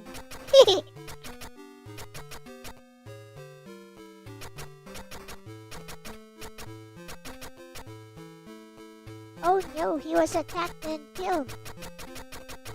Imagine if Conan the Barbarian used a gun and slayed a bunch of people and stuff like that.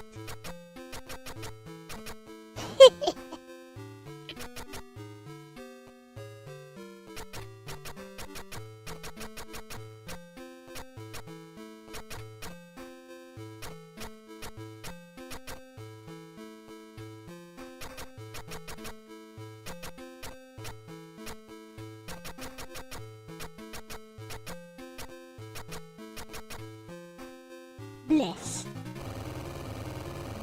As you can see, it is not a, it's actually not a Metroidvania. Who you? I don't like how you're drawn. Who you? Wait. I'm bored. That's enough of that.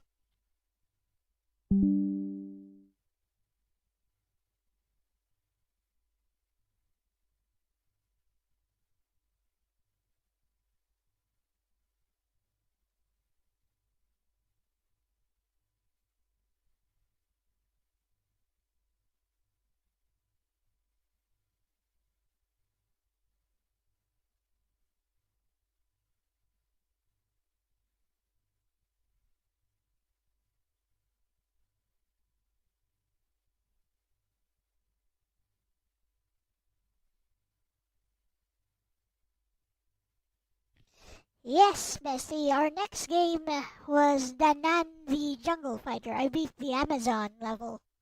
And it was okay, but I don't like how it seems to be a multi-section game, almost like a Metroidvania. It was requested by LDP, but it has a timer, number 1. Number 2, it has instant game overs and you can't continue. I don't like that.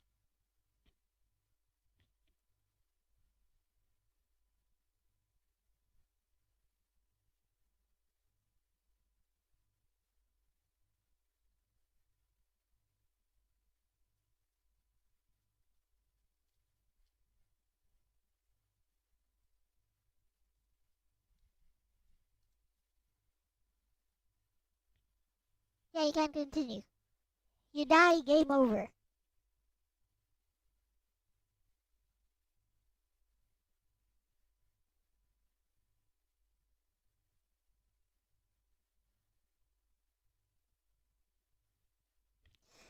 New Castlevania looks like it might have some pitfalls in certain sections. That's stupid.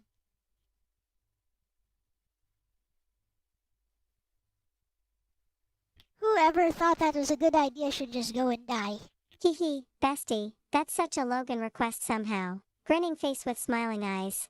From what you're describing, it sounds like your issue isn't necessarily with Danan, the jungle fighter itself, but with the particular design philosophy it uses. A timer and no continues is a rough combination. Individually, those mechanics can work. Asterisk a timer creates urgency. Asterisk limited lives create tension. Asterisk exploration encourages learning the map. But when you combine all three, you can end up with explore this unfamiliar area. but hurry up, and if you fail, start over. Which can feel contradictory. The game is effectively saying, take your time. No, not that much time. Also don't make mistakes. For a more arcade-focused game, that might be fine. For something with interconnected areas and exploration, it can feel punishing. What's funny is that this is almost the opposite problem from Action 52. Action 52's games sound like they lacked ambition. Asterisk tiny levels. Asterisk simple mechanics. Asterisk minimal challenge progression. Dinin sounds like it may have too much ambition for its punishment system. It's trying to be. Asterisk an action game. Asterisk an exploration game. Asterisk a resource management game. While still hanging on to arcade-era penalties.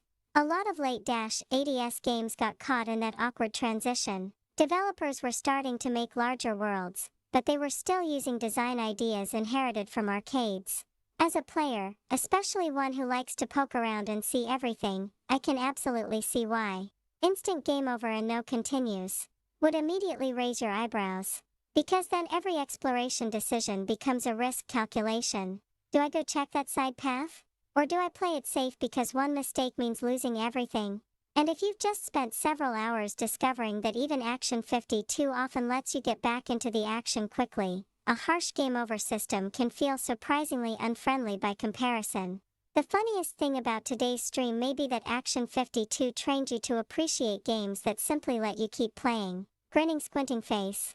So far your review sounds something like, competent game, decent enough. But whoever thought a timer plus instant game overs plus no continues was a good idea needs to explain themselves.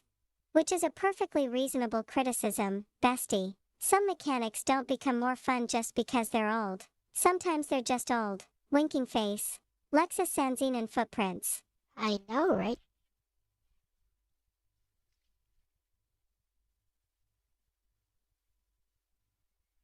Yeah, I just played Cheetah Man. Yes, I did. Anyways.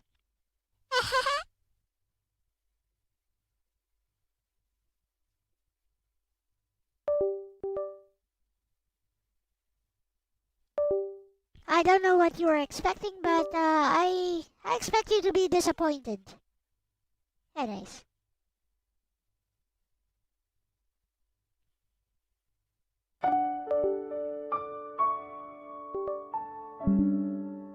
What is up with this flippin'?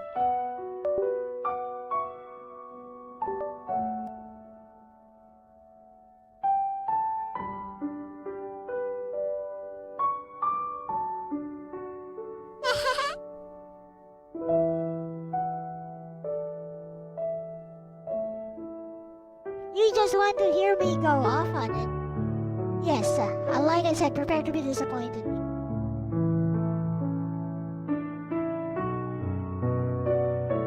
Kinda thought so.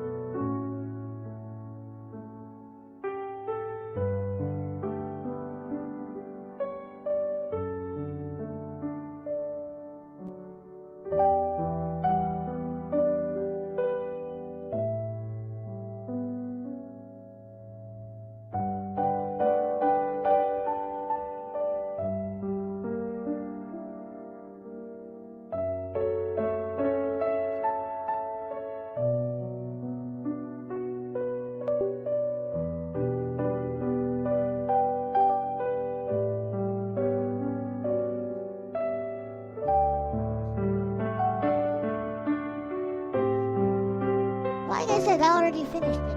Oh, Mad Panic Coaster. Mad Panic Coaster is a good game.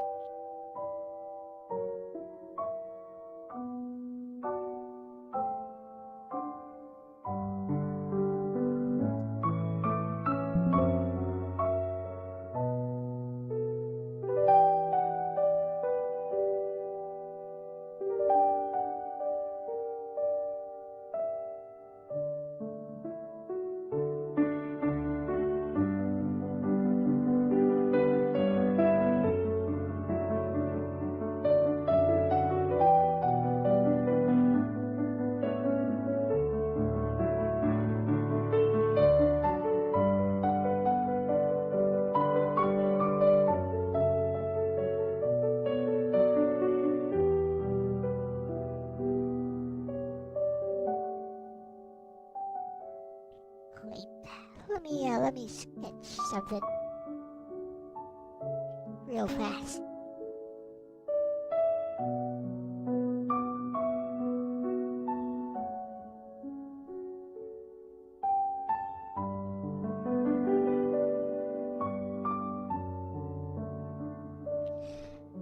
Why is my tablet refusing to work?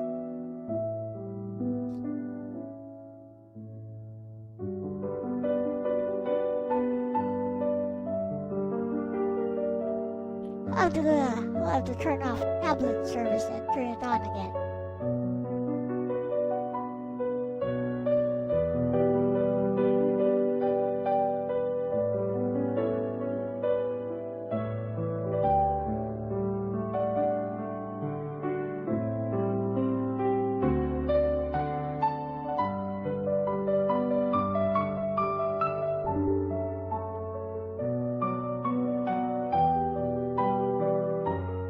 And it should work.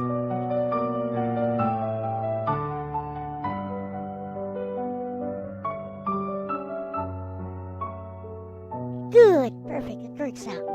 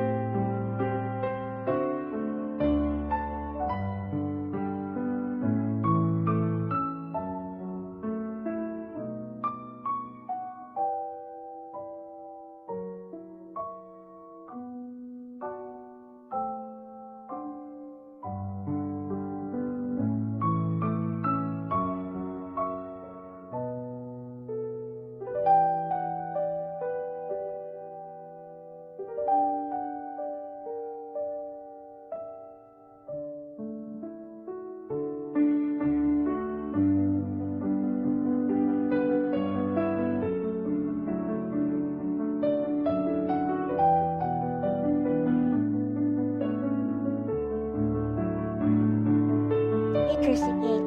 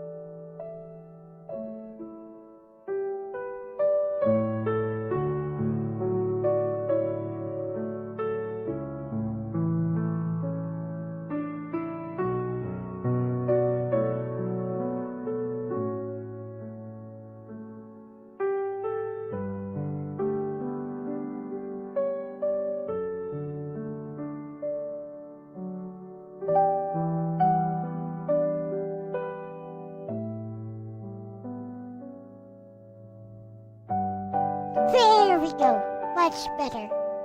I fixed her.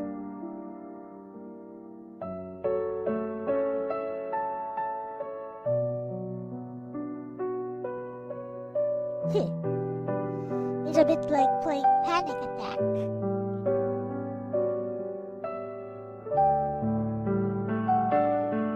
Would you like a quick tip on the game, Ronnie?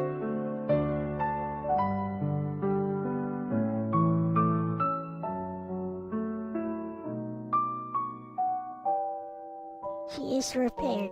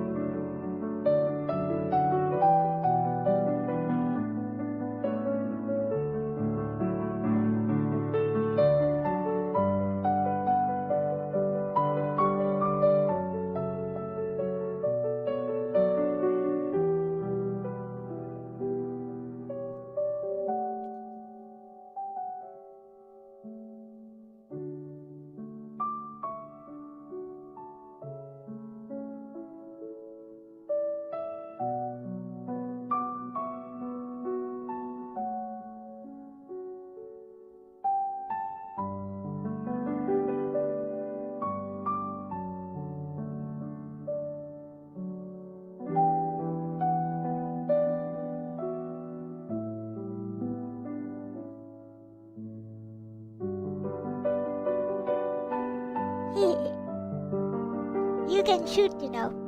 You can actually shoot, by the way. The tip is to keep jumping. Jump and jump and jump. Just jump. Just keep jumping.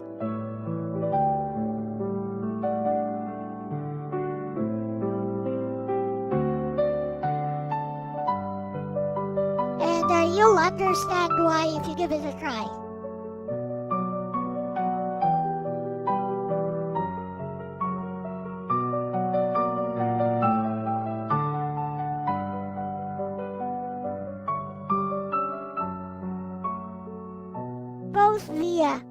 Both the girl and the guy can shoot. Their bullets have different uses.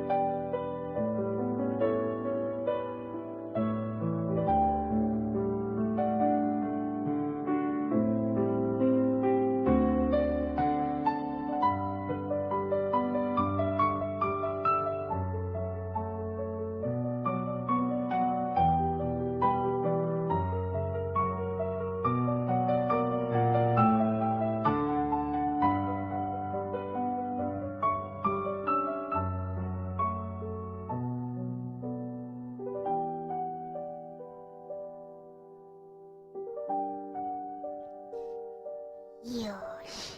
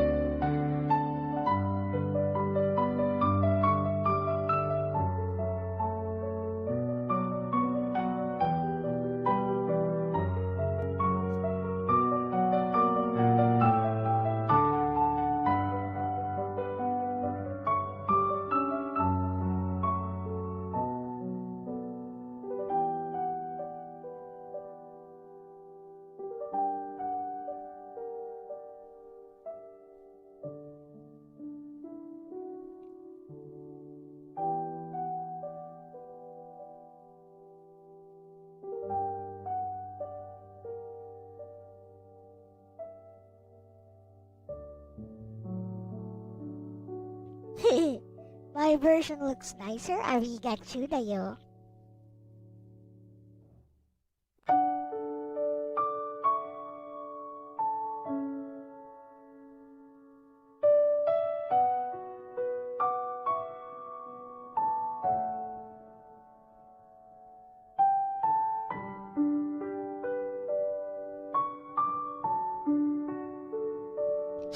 cuter and younger.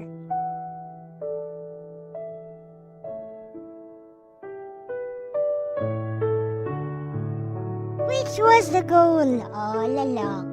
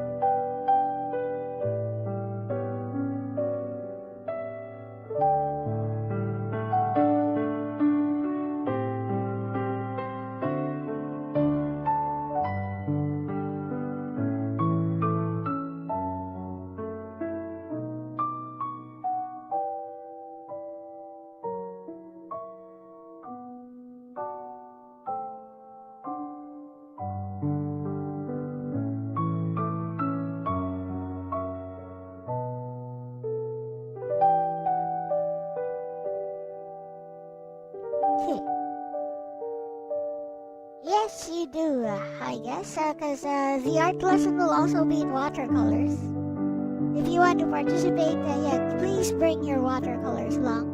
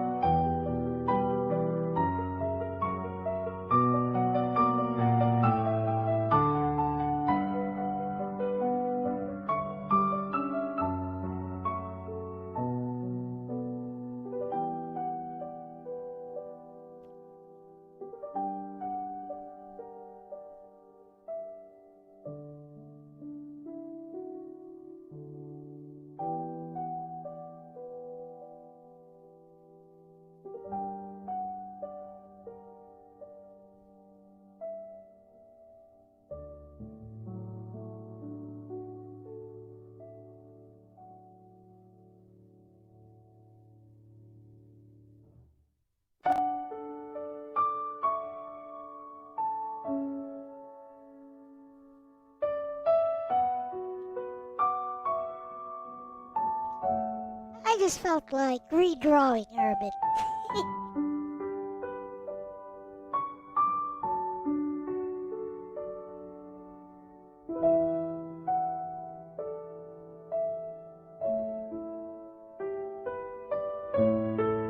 Maybe I'll keep playing the game.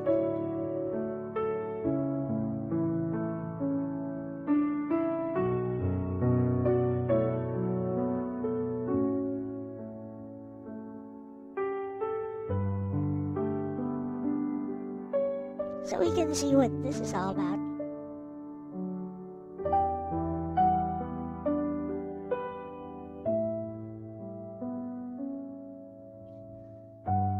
Looks like Regina or Dana. I don't know. I guess we'll find out if I continue playing the game.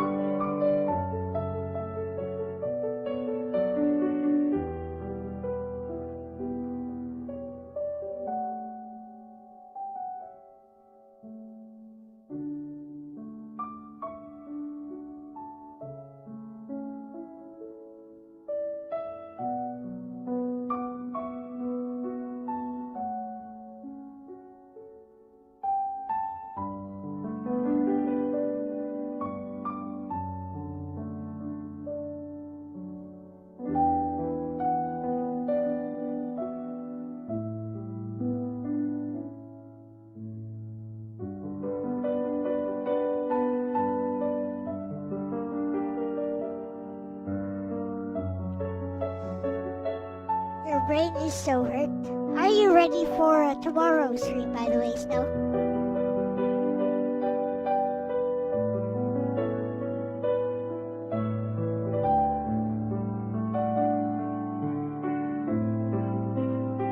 Are you okay?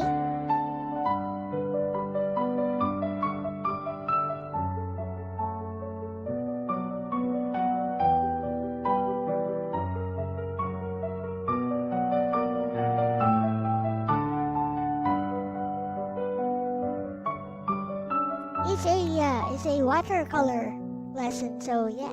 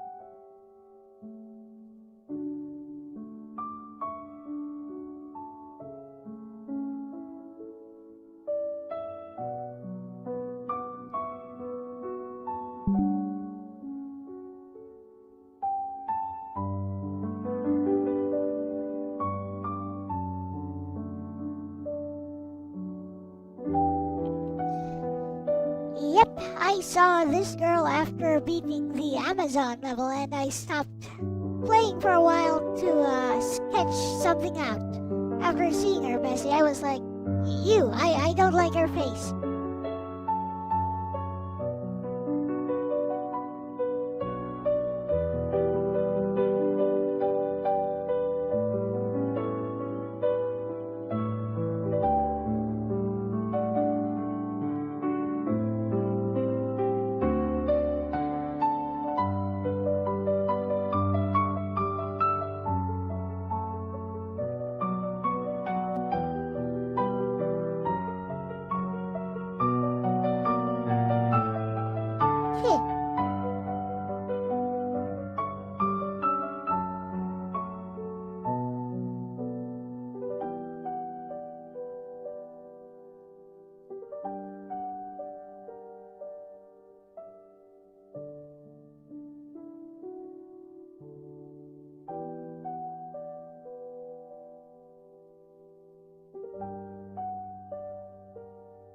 Ha ha ha, bestie, I know exactly the kind of reaction you're talking about.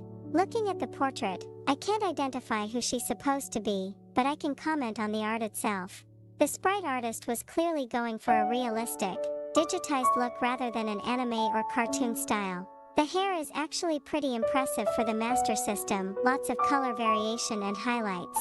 But the face lands in that uncanny valley where everything is technically in the right place, yet the overall expression feels off. A few things that jump out at me. Asterisk, the eyes have a very intense stare. Asterisk, the smile doesn't quite match the eyes. Asterisk, the nose and mouth are rendered realistically, while the eyes are simplified, creating a stylistic mismatch. Asterisk, the asymmetry of the face makes it feel like she's judging the player. The overall effect is less.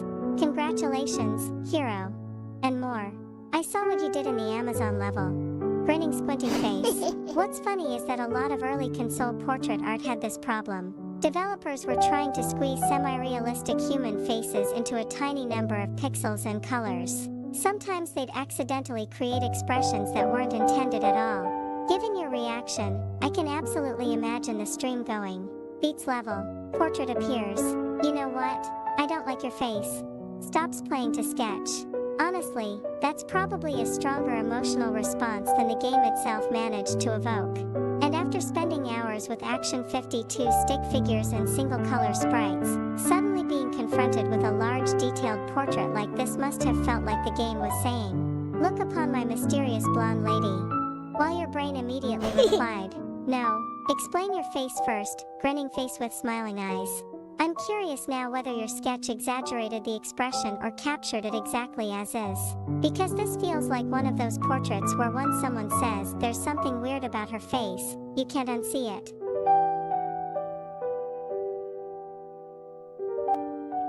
Actually, Bessie, I fixed her. Now she's younger and cuter.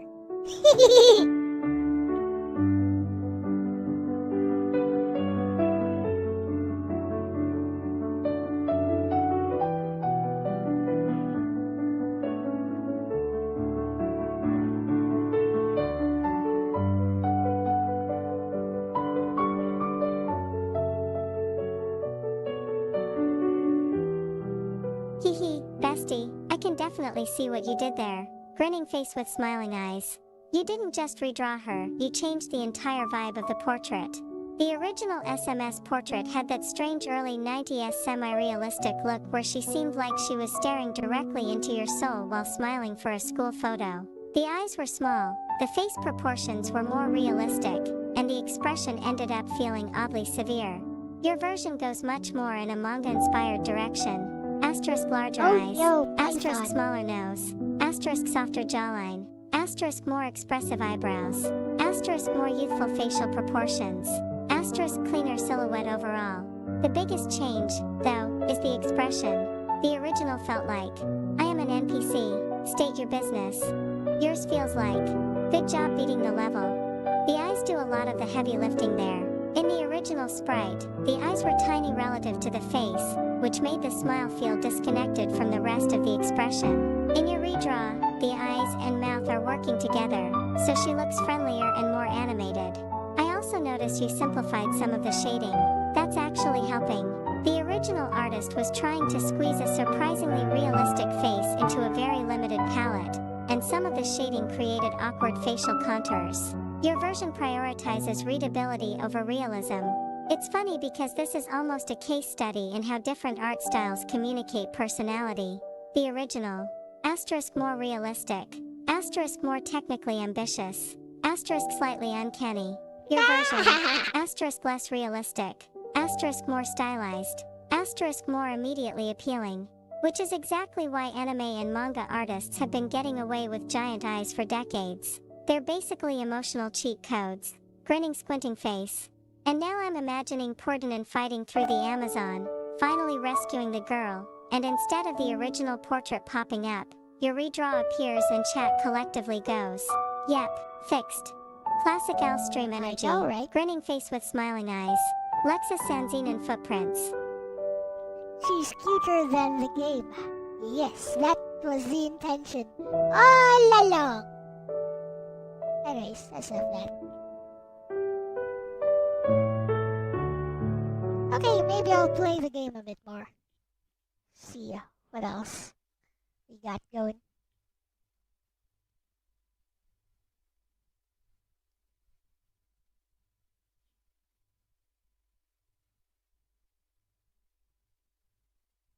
Some people on Twitter are not sane.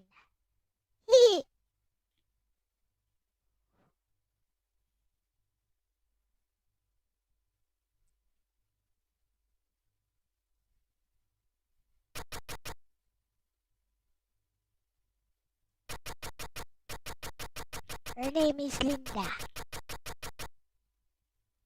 Linda, Linda! Linda, Linda, Linda! Linda! The new God of War is woke. What a joke. Ho, ho, ho, ho, ho. Wait, her sprite is kind of cute.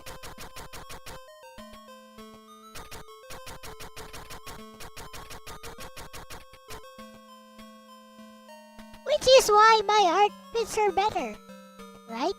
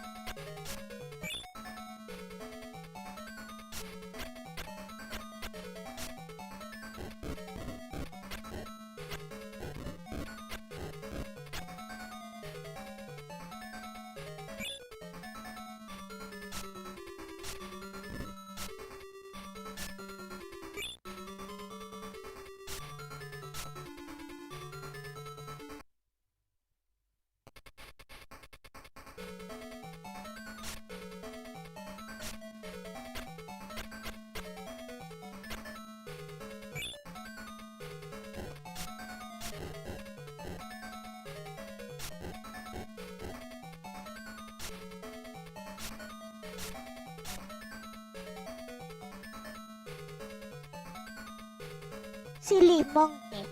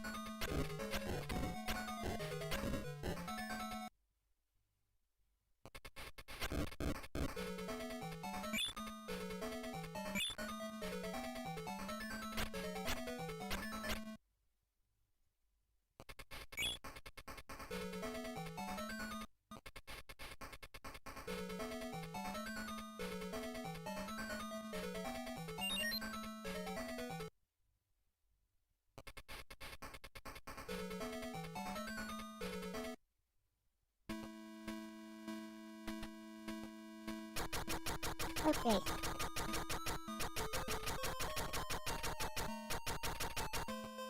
Supplied.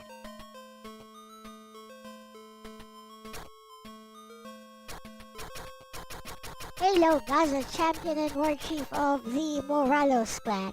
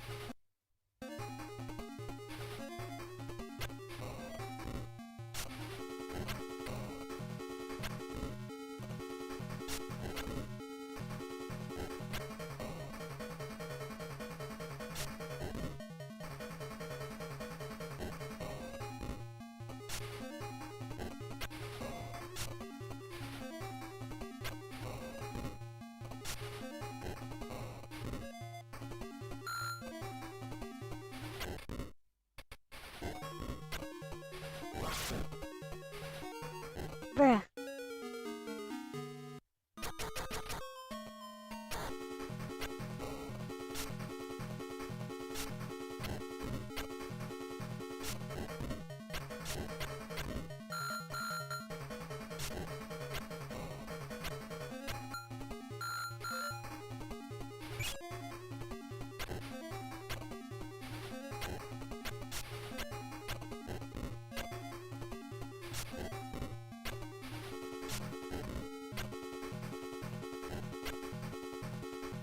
Any ideas?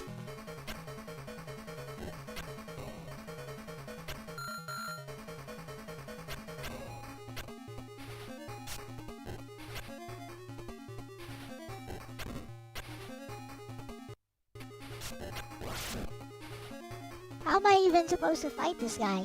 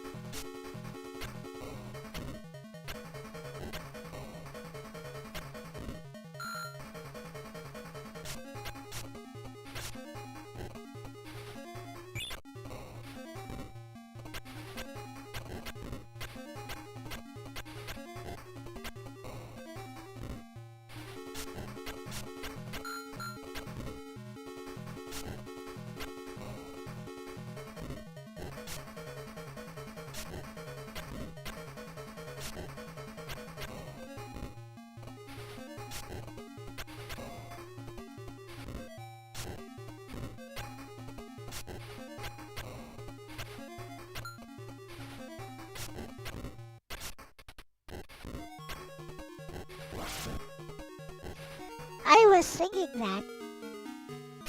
Except you can't hit the stars.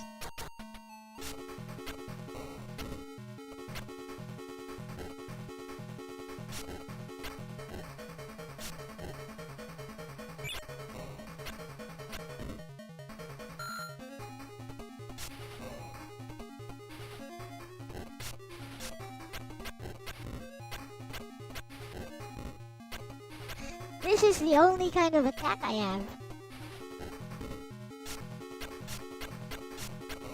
Yeah, he does have contact damage.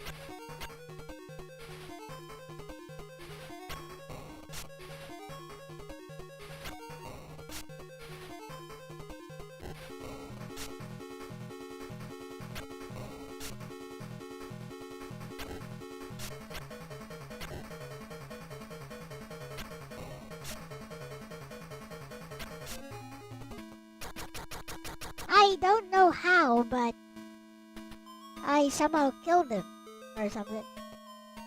I didn't even know I was doing any damage to him.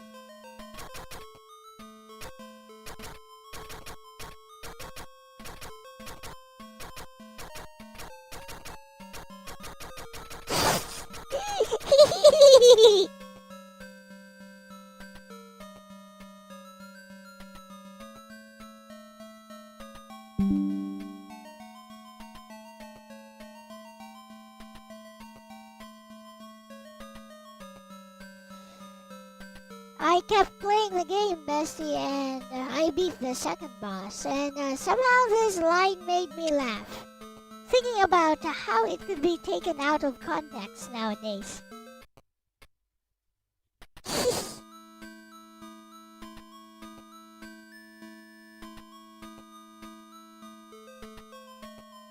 Also, the girl's name is Linda, apparently.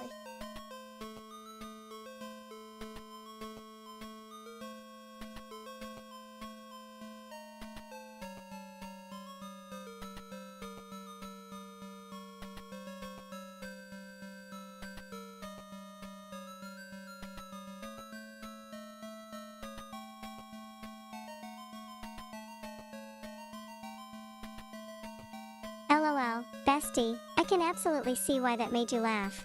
Taken in the context of the game's story, it's clearly trying to tell a tragic betrayal narrative from the perspective of an indigenous character. Then the white men came with their black steel battleship. They deceived me. But because it's presented in that very direct, very literal late 80s translation style, it lands with all the subtlety of a brick. Modern audiences are used to more natural dialogue, so instead of sounding dramatic, it can accidentally sound like somebody posting an out-of-context screenshot on social media and starting a 500-comment argument. Grinning squinting face. The thing that really gets me is the phrase, "They deceived me." Not, "They betrayed us." Not, "They broke their promises." Not, "They conquered our lands." Just, "They deceived me." It's so blunt that it almost sounds like Danon just lost money in an online scam. Meanwhile, Linda is probably standing off-screen thinking, "Danon, could you perhaps elaborate on that?" And Danon's just, "No, they deceived me." What's funny is that despite your complaints about the timer and game over system, Danon seems to have more narrative ambition than many Master System action games. Between Linda, the stage transitions, and these little story scenes, It sounds like it's actually trying to tell a coherent adventure rather than simply moving you from boss to boss. Also, after spending part of the stream with Action 52, I imagine seeing an actual plot twist must have been a bit of a shock. Action 52. You are shark. Shoot shark. Danin. Colonial betrayal and technological imperialism have arrived aboard a black steel battleship. Quite the escalation. Grinning face with smiling eyes. And now you know Linda's name, which means your redraw has officially become fan art instead of a random portrait fix-up. Hehe. Footprints. I fixed her.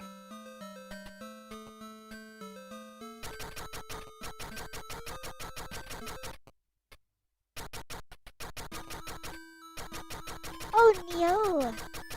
Betrayal!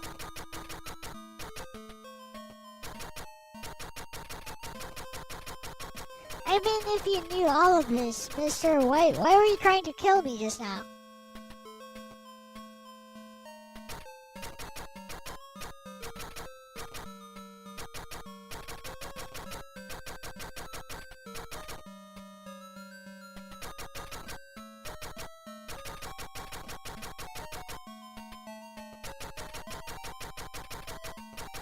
Cause I white. So is he though.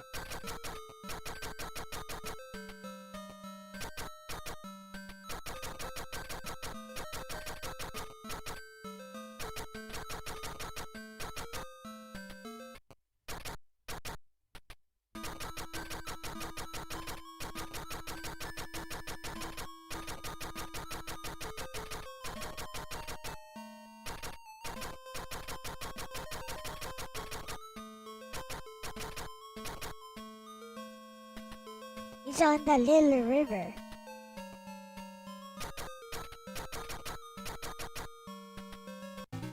Bye, peoples!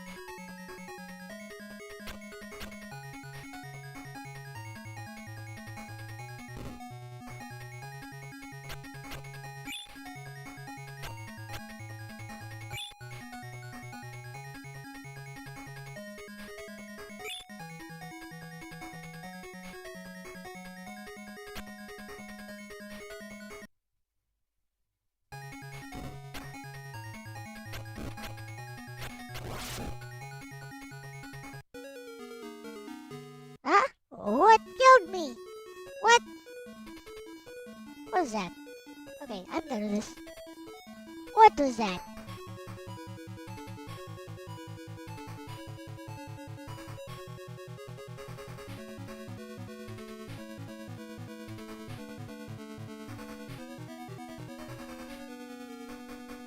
There's an oxygen stat.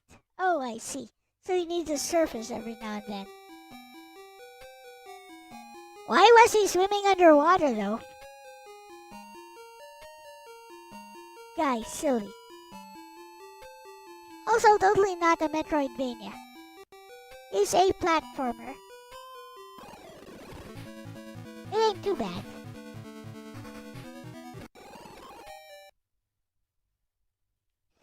It ain't too bad.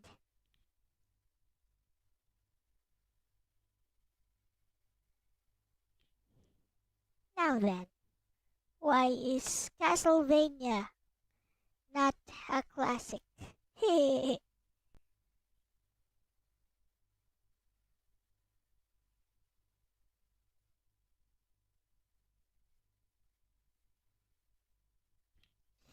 Let's see what else I can try out here. Anything else?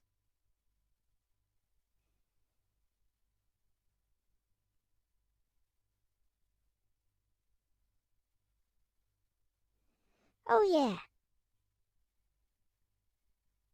So Mid-Tier Guard said that gave Logan some advice for Dark Souls, said that to start out as a knight. And just basically don't even dodge roll, just tank everything. I wonder why. Let's see what the knight class starts out with. Get Master Key as your Get Master Key as your first item. Just do it.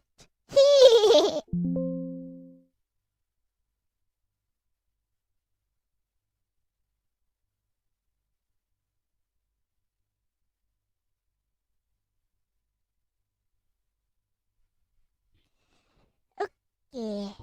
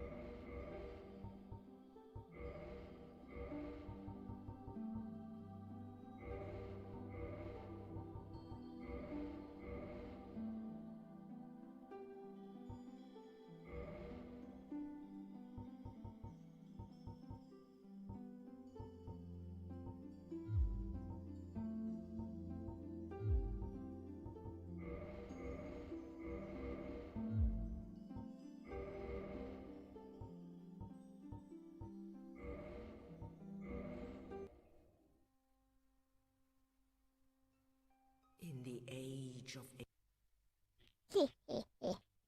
Try your new game. It's a Puzzle Starshine. Okay, I'll try that.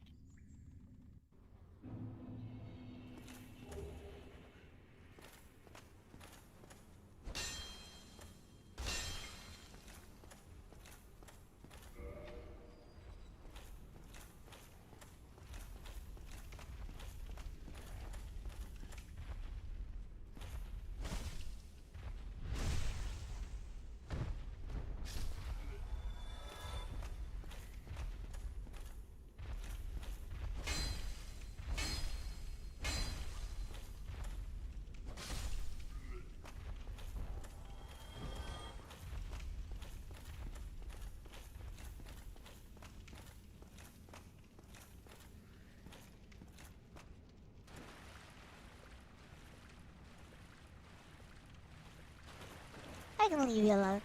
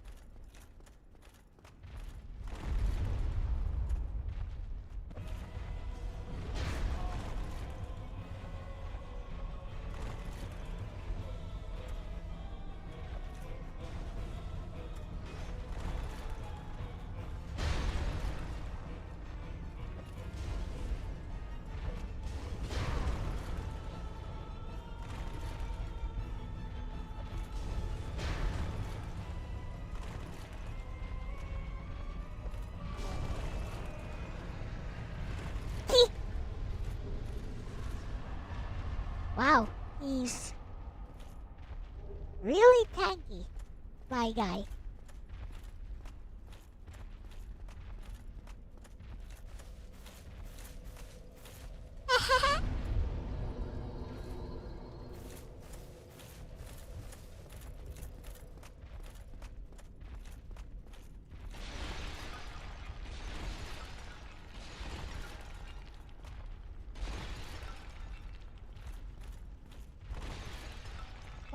fat rolling?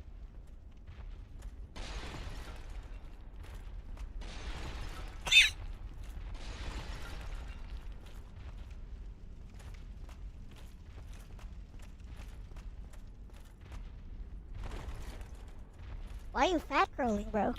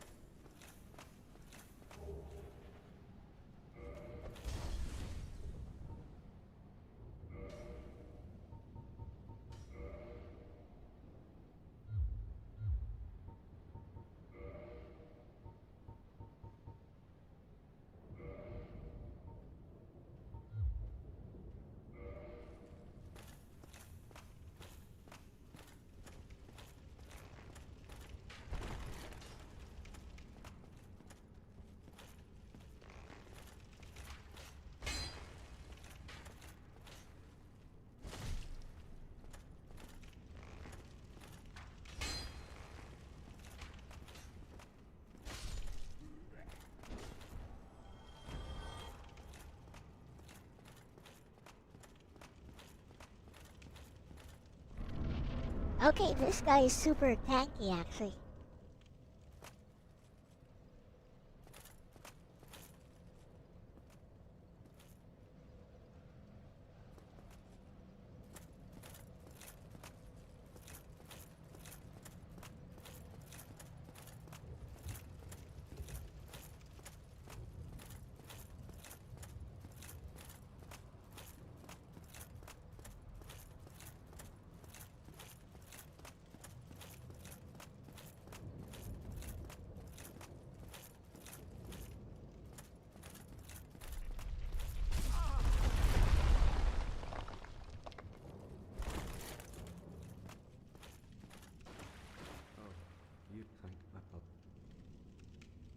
Regrettably, but perhaps you can keep the torch lit.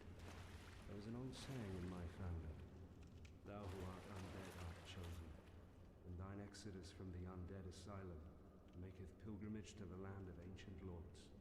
When thou ringeth the bell of awakening, I see. the fate of the undead thou shalt know." Well, now you know, and I can die with hope in my heart. Oh, one more thing. Here, take this. An Estus flask. I see. Arigachuda, yo. You can die now.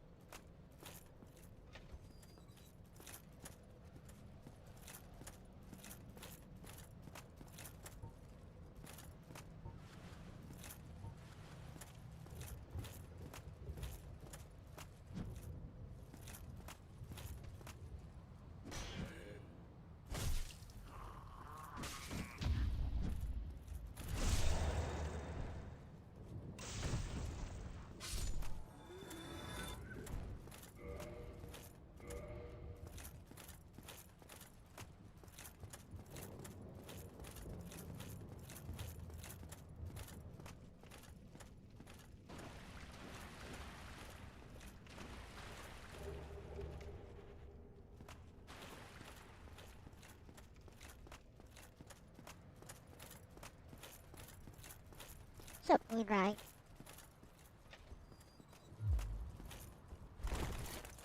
Bonk.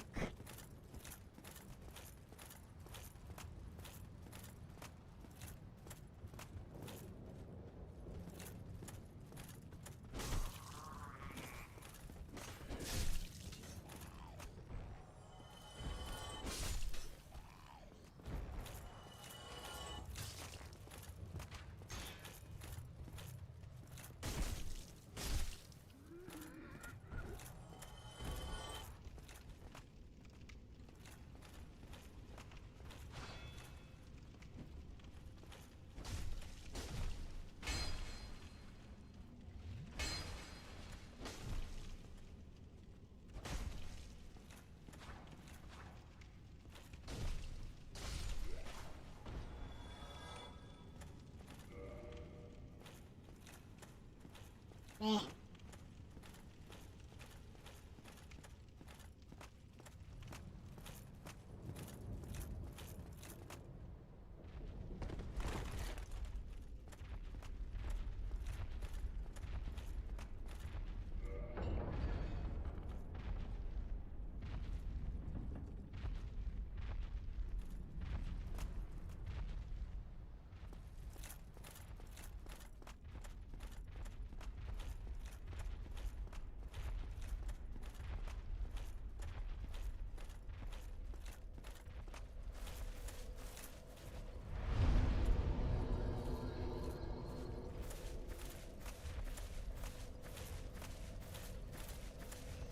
The non-game is like the classic Mario. Yeah, it's a platformer. Makes sense.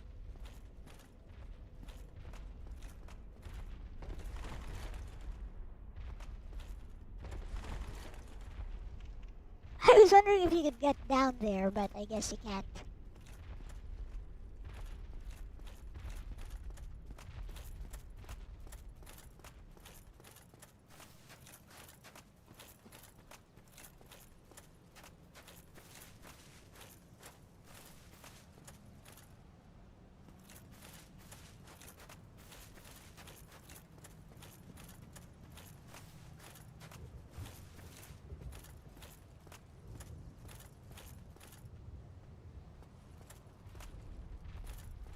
Sure, I missed a spot somewhere over here.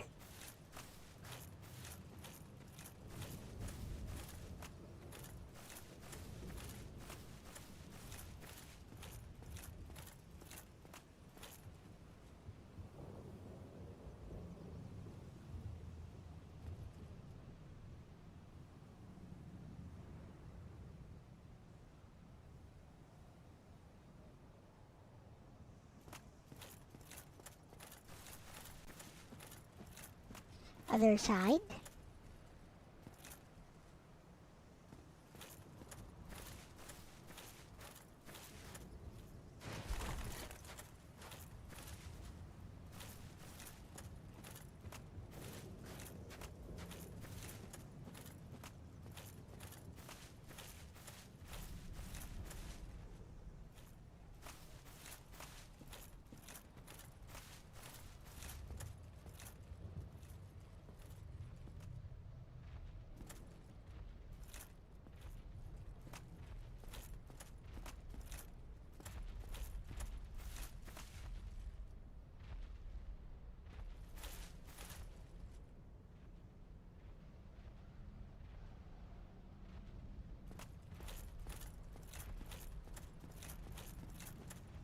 I guess not.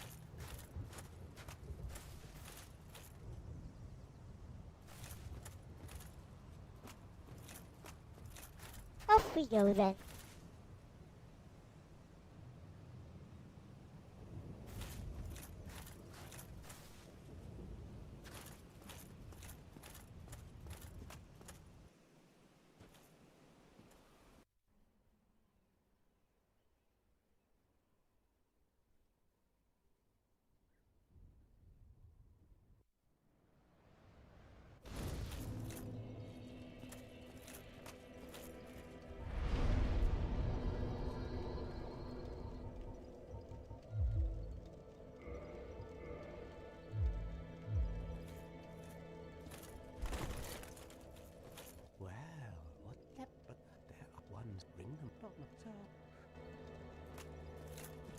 Ha ha ha ha.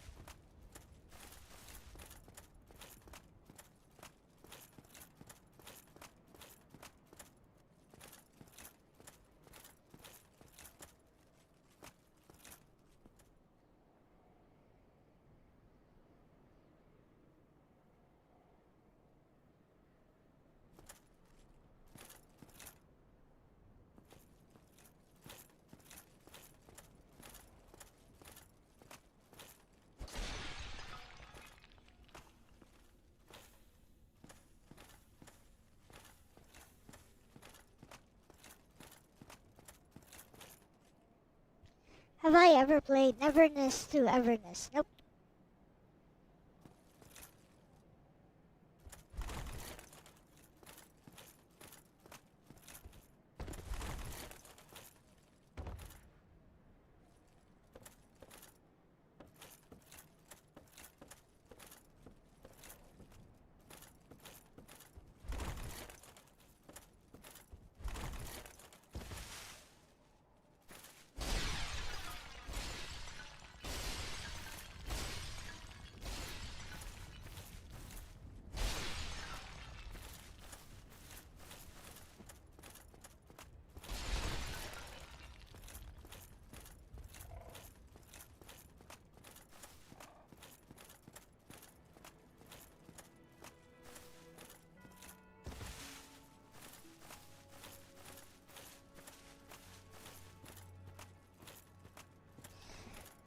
Off we go to the old Firelink Shrine.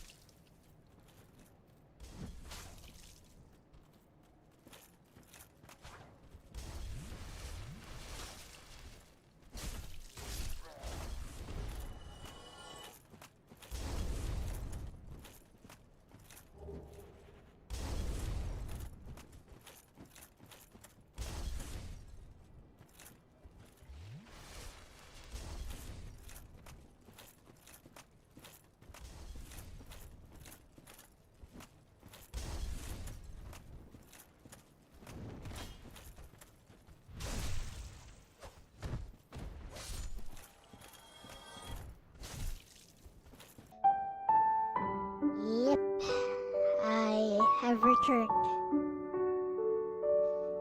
So anyways, I have no idea why Dark Souls caused that to happen. My suspicion is because I had Photoshop running as well.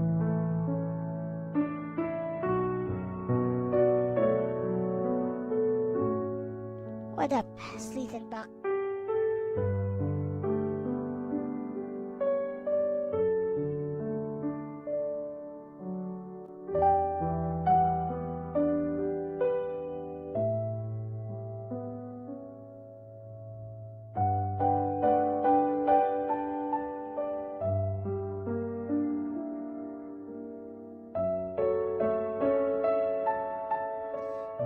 Arigatou. Wonder what caused that to happen.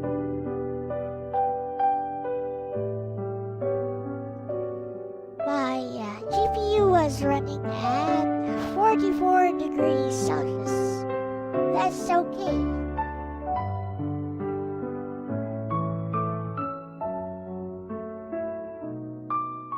That's acceptable. It wasn't even overheating when I was playing Mortal Shell. And Dark Souls runs on my older PC. Weird. Well, whatever.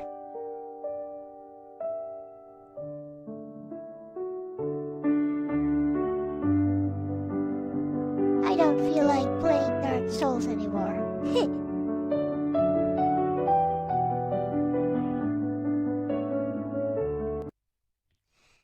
Actually, I do feel like playing Dark Souls just to test it out. Weird. It shouldn't do that. Why would it do that? Right?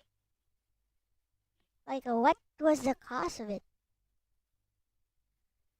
My PC wasn't even breaking a sweat. CPU usage at 3.2% right now. Just be a normal glitch.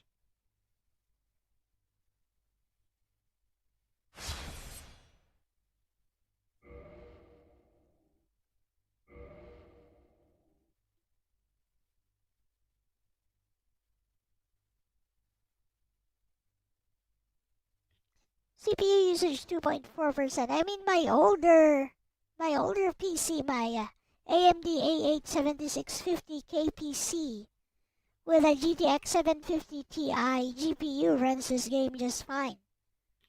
On max settings.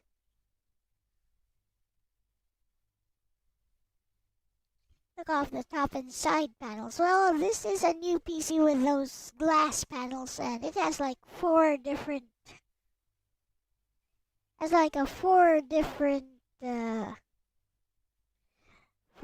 fans, pretty large ones with the RGB and everything. Let's try that again.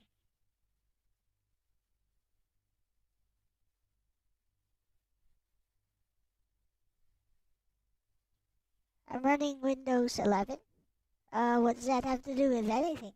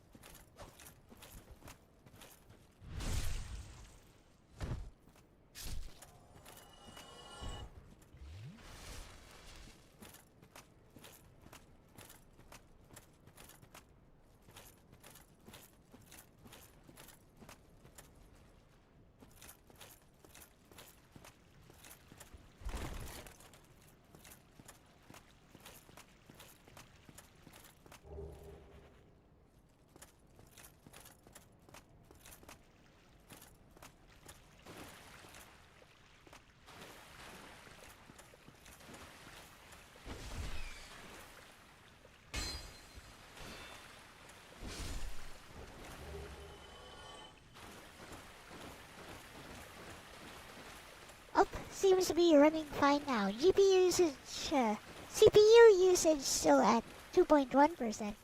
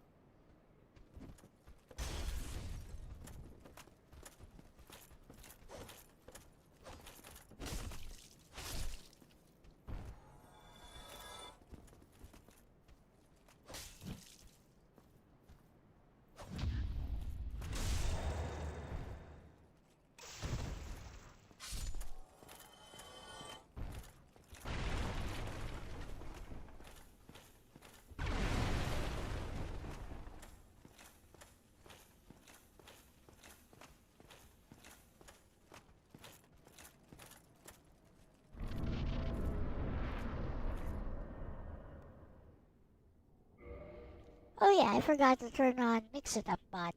Wait.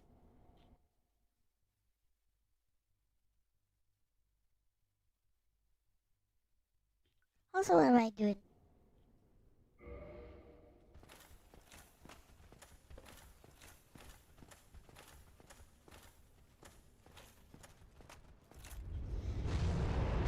Hi.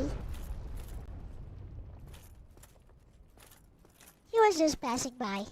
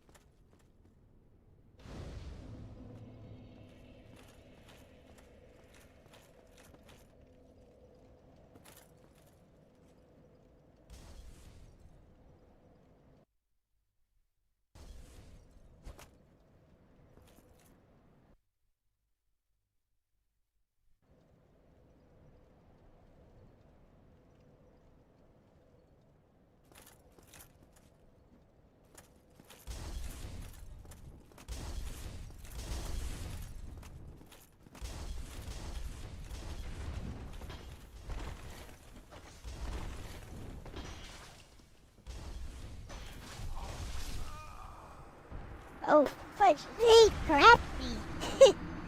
I was trying to just get away from him.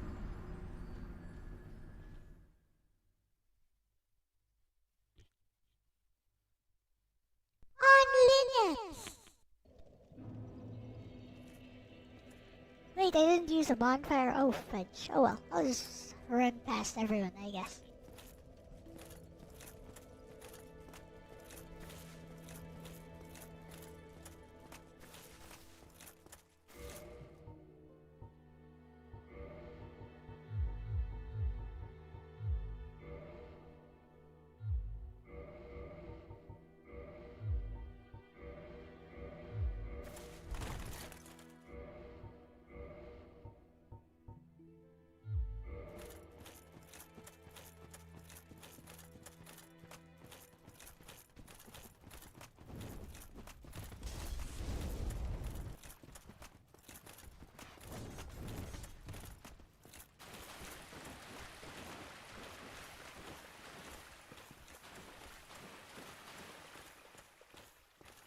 They see me running.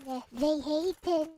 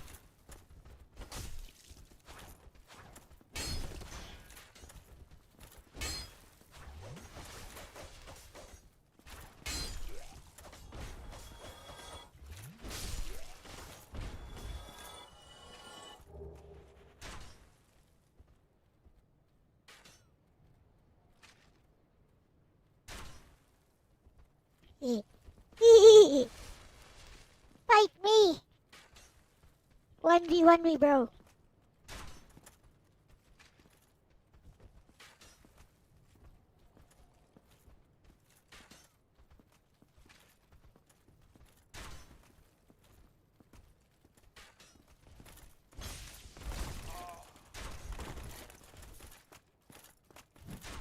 I was kidding.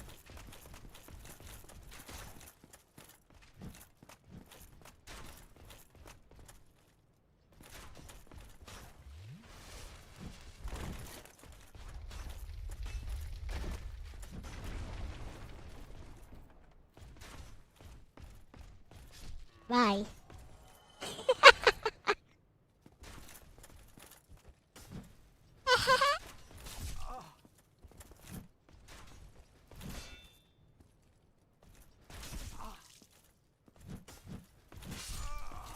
Bruh, I killed the wrong one. Fudge. I thought it was him. Whatever. Let's fight him for real this time.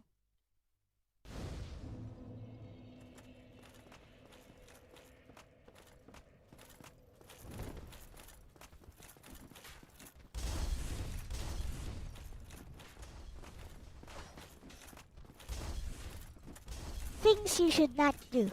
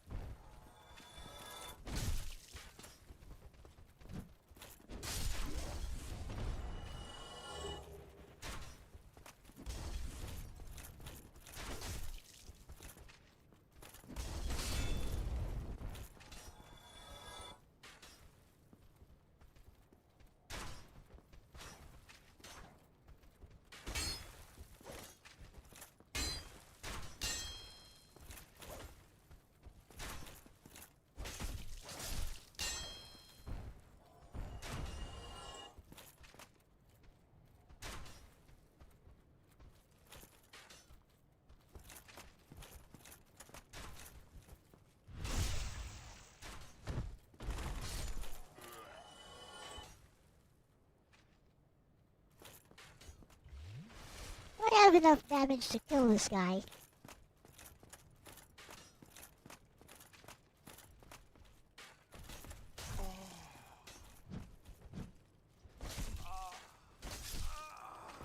I guess I don't. Or rather, my parry timing was very, very off.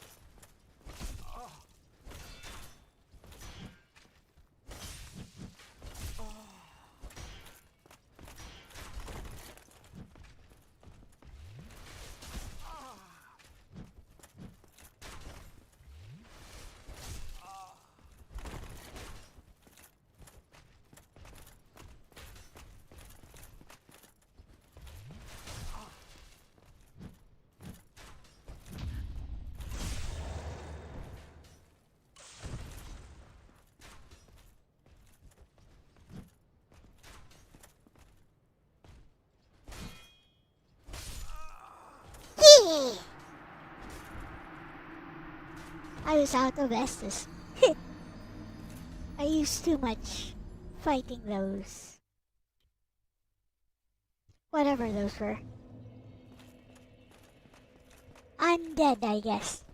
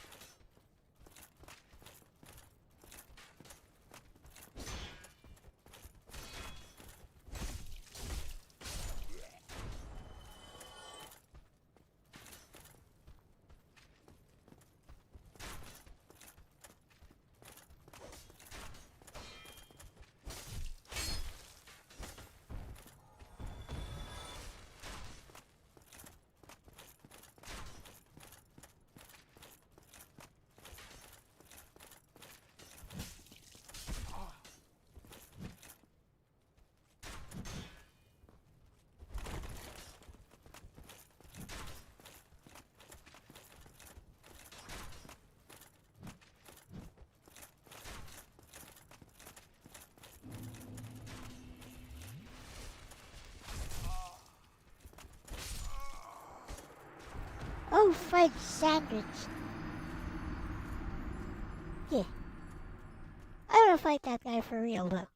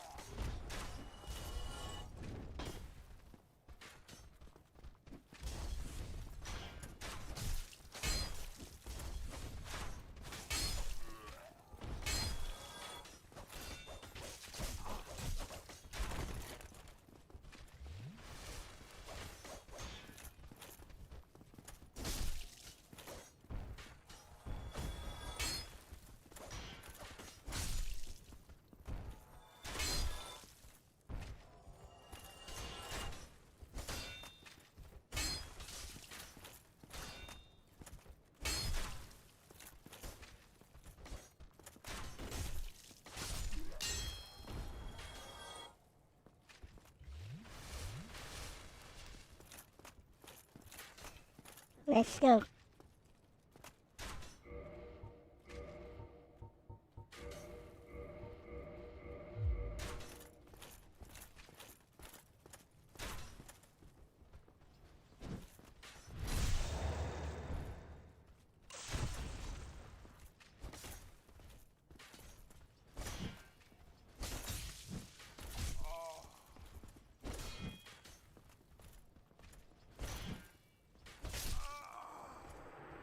Why didn't that parry? What the fudge? The fudge game. I don't get it. What is wrong with that?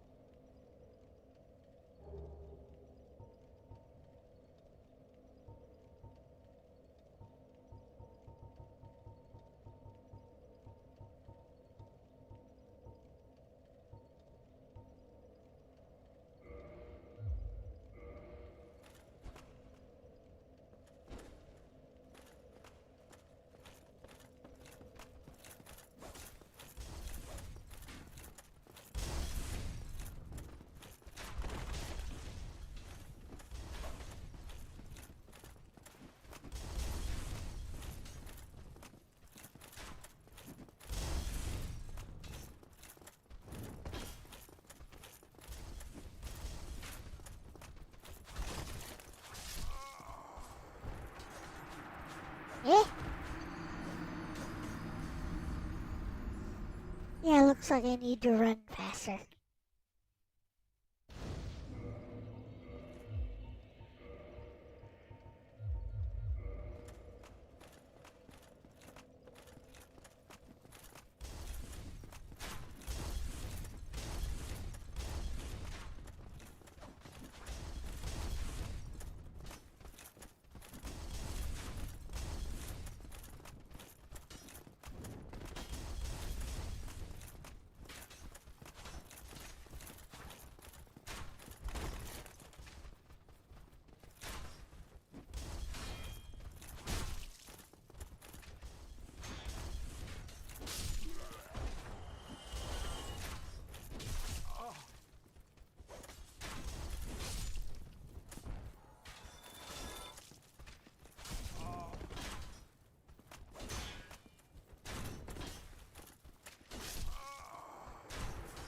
The fudge. Is my vitality that low? Fine.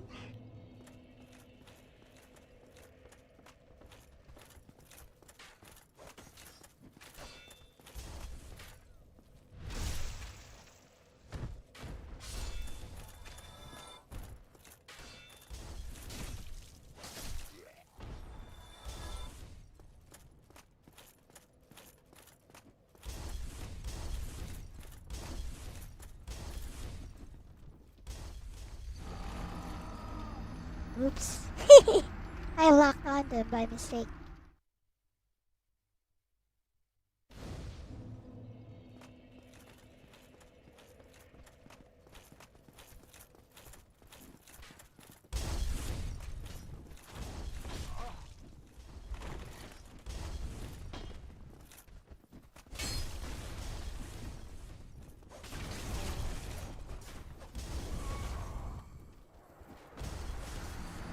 Whoa, that guy shot me from far away.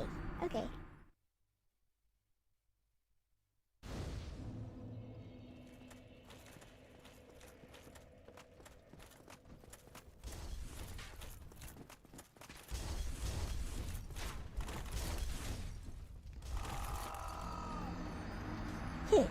I was wondering if I could do that actually, for real.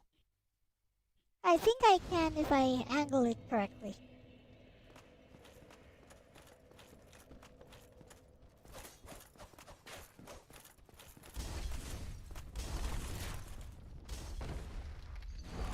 Ah, never mind.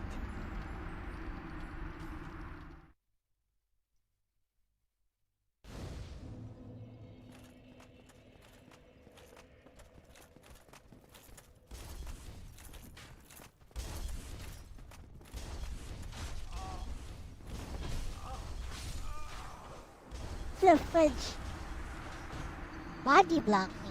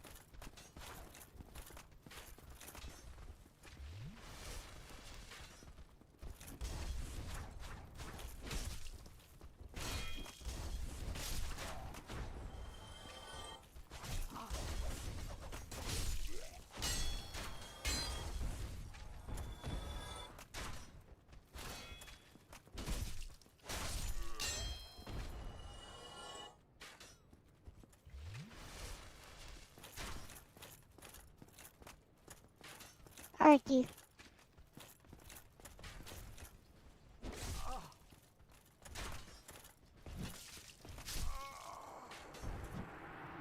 Yeah, not a good idea to challenge that guy right now. Pretty sure it can be done though.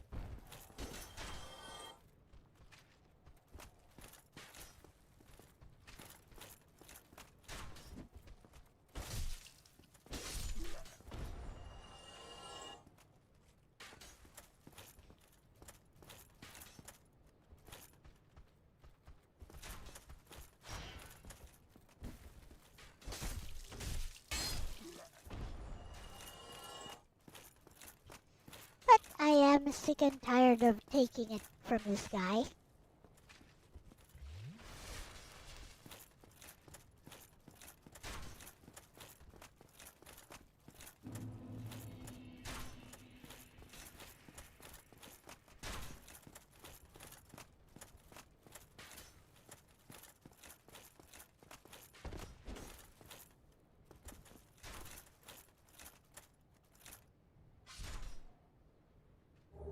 Right? Titanite chunk. Oh, that isn't worth it.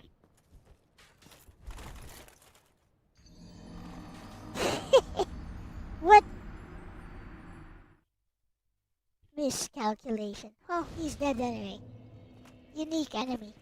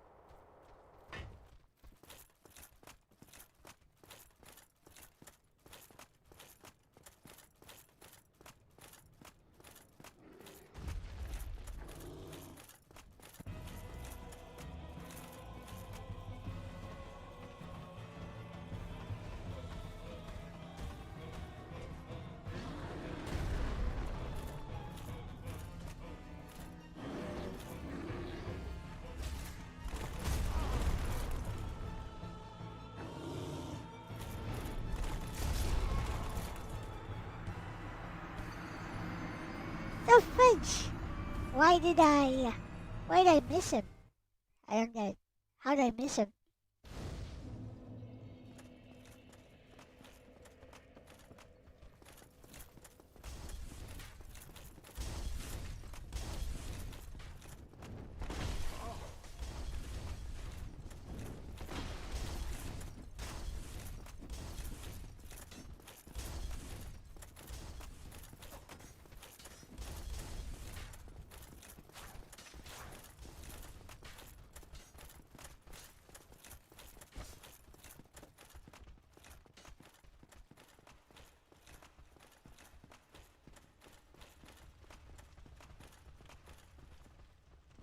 Short walk.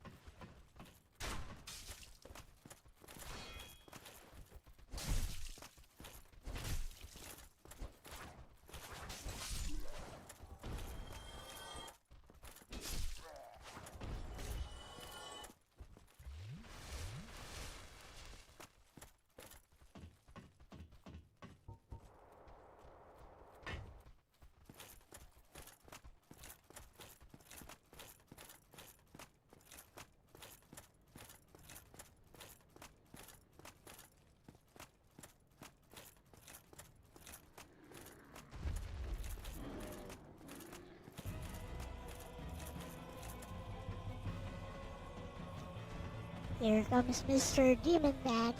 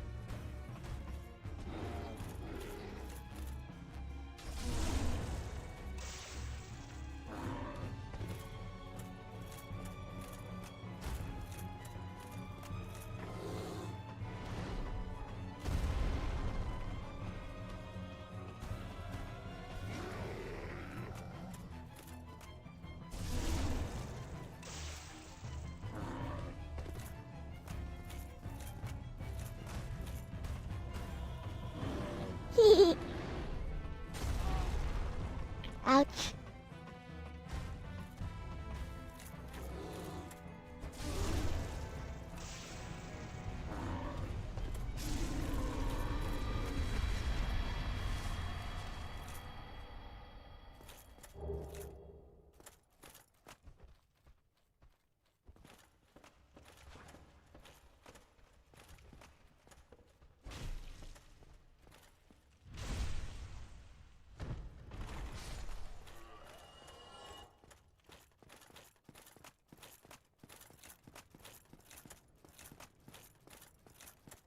I look silly.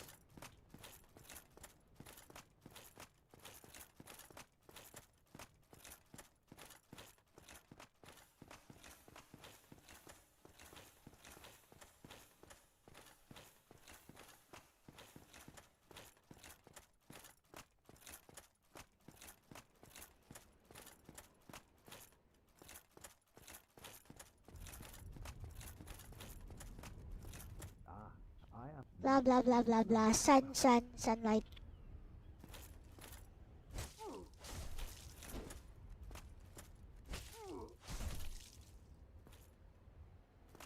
Oh, aha, I have a proposition. Bruh, I hit him several times. Why? In a land so this pleases me. We are amidst the flow of the very there's no but you to summon and engage, of course, but I if you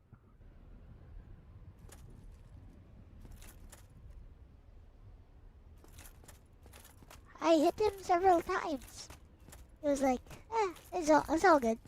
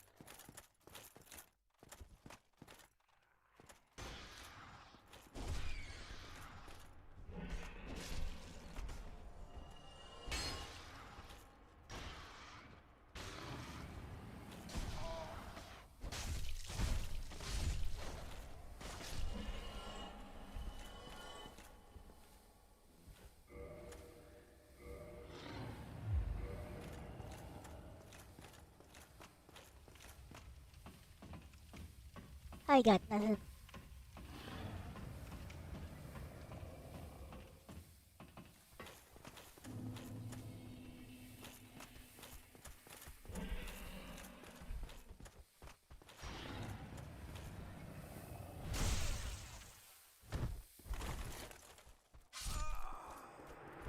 The poison killed me.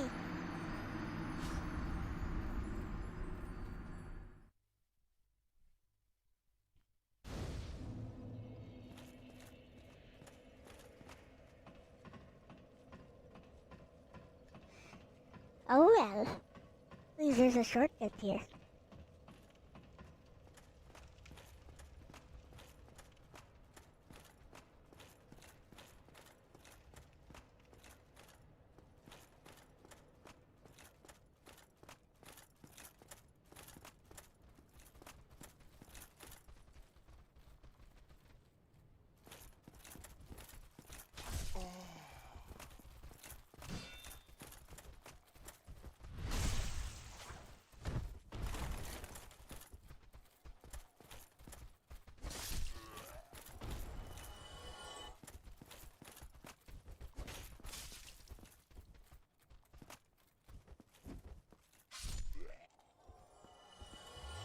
takes care of you in a hurry.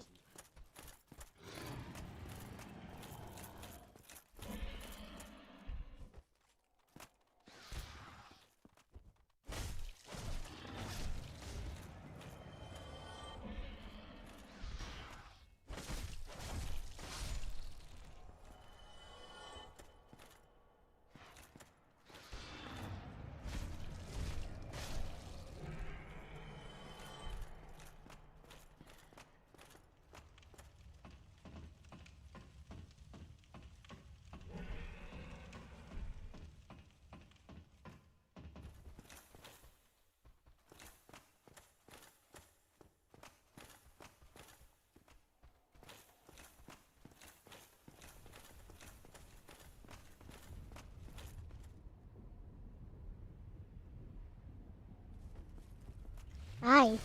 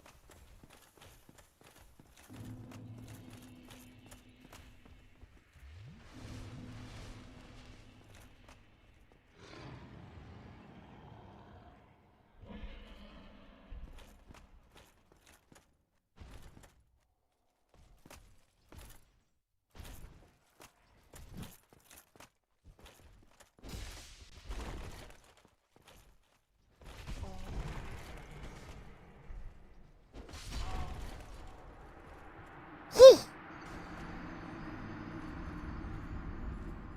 Sad. I did.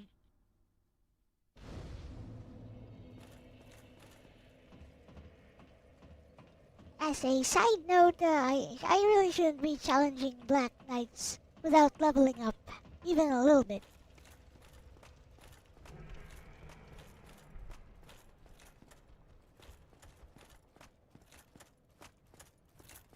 They are endgame enemies.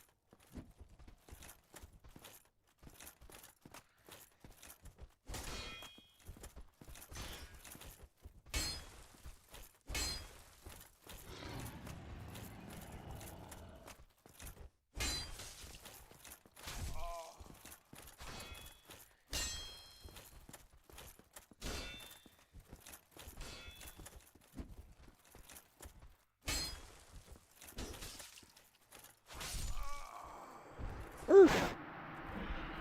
Hey, overage man.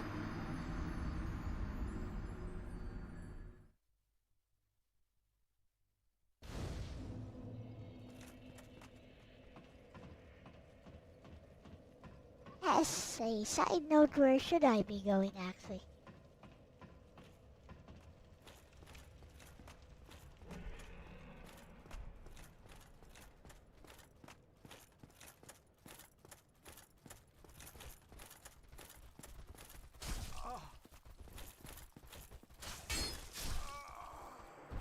Whoa, 2 shots?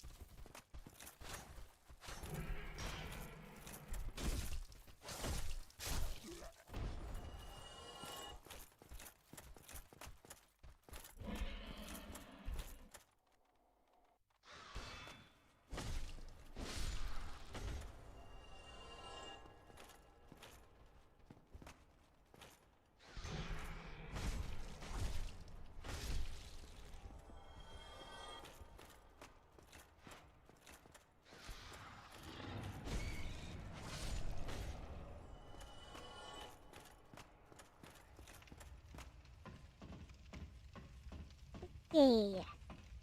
Let's go here.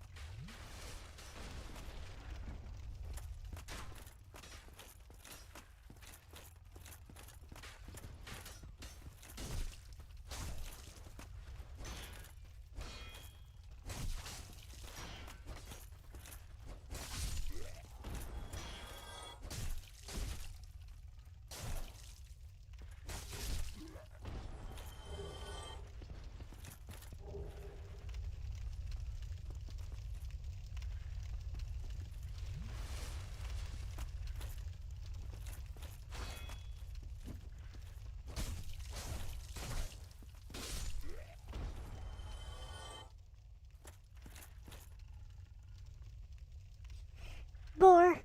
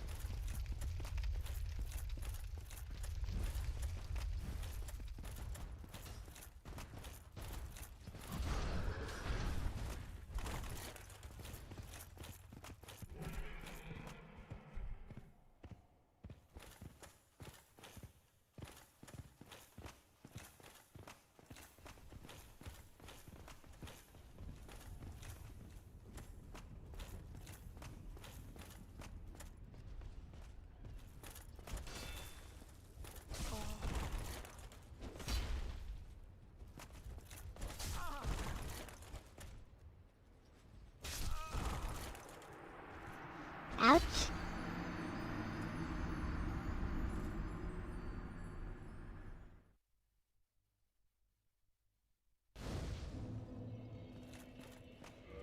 Okay, that's enough of that.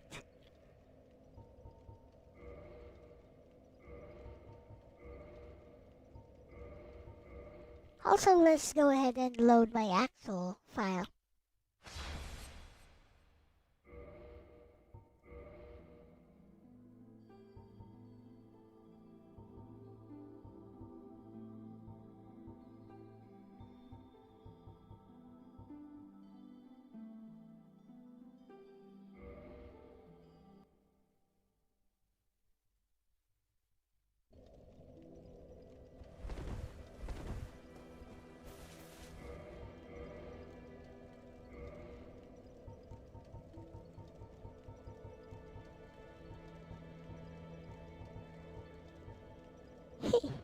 Where did I get this whip from?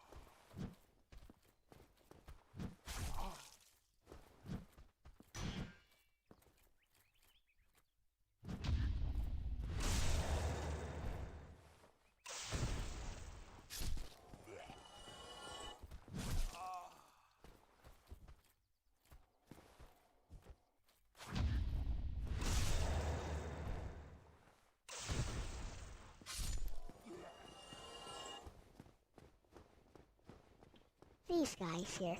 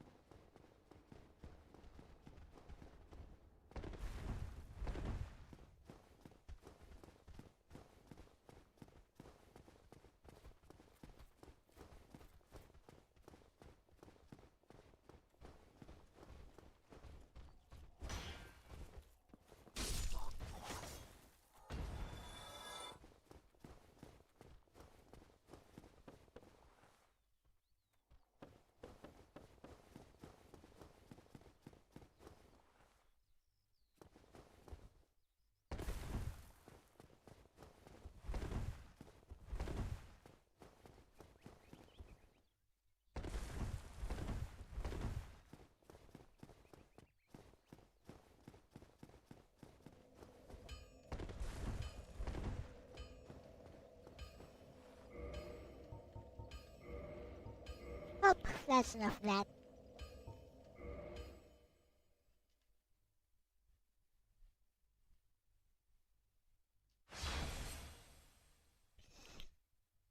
And yeah, it seems the game runs just fine. Wonder why it overheated or something earlier. So the exciting part is tomorrow. Yes, tomorrow is drawing with Elle, with our special guest instructor, Snow, Alicia. Yes. Alright. With that said, and once again, it's gonna be a watercolor session, of course. Anyways, yeah, I'll see you guys next time your streams are mine. Bye-bye. Bye-bye. Hope you enjoyed today's stream. Have a fine rest of your day. Ignite the sky, I won't look away. I'll fly through the tears, through the doubt, through the pain. Even if I break, even if I fall, I'll answer the call. I'll give it my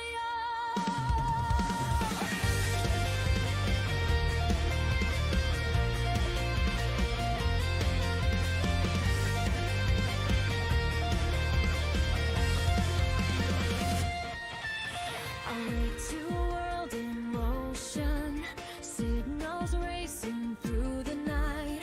Every star is pulling me forward, like it knows my name tonight. I've been drifting in between what I fear and what I see, but the future's calling out to me louder than the past behind.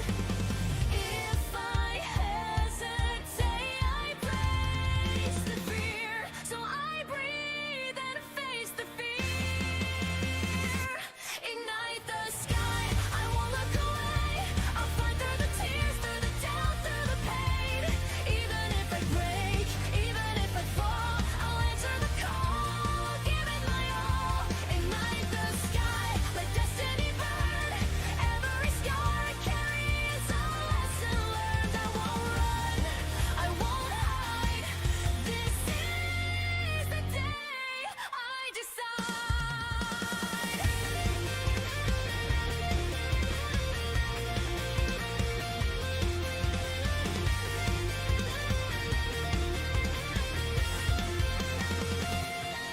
Between the earth and endless blue, I feel my heart align.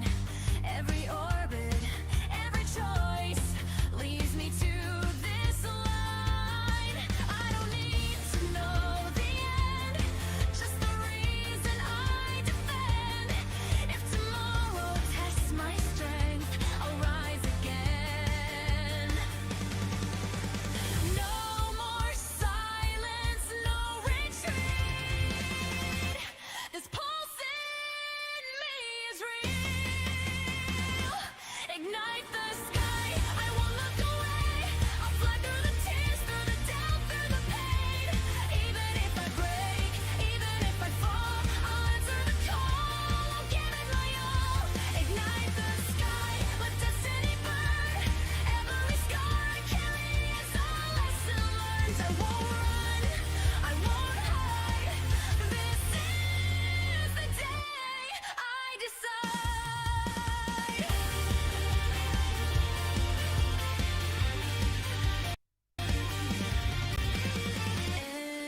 Engines roar, the stars collide. I draw the line. This is my side. If hope is fragile, let it be. I'll protect it endlessly.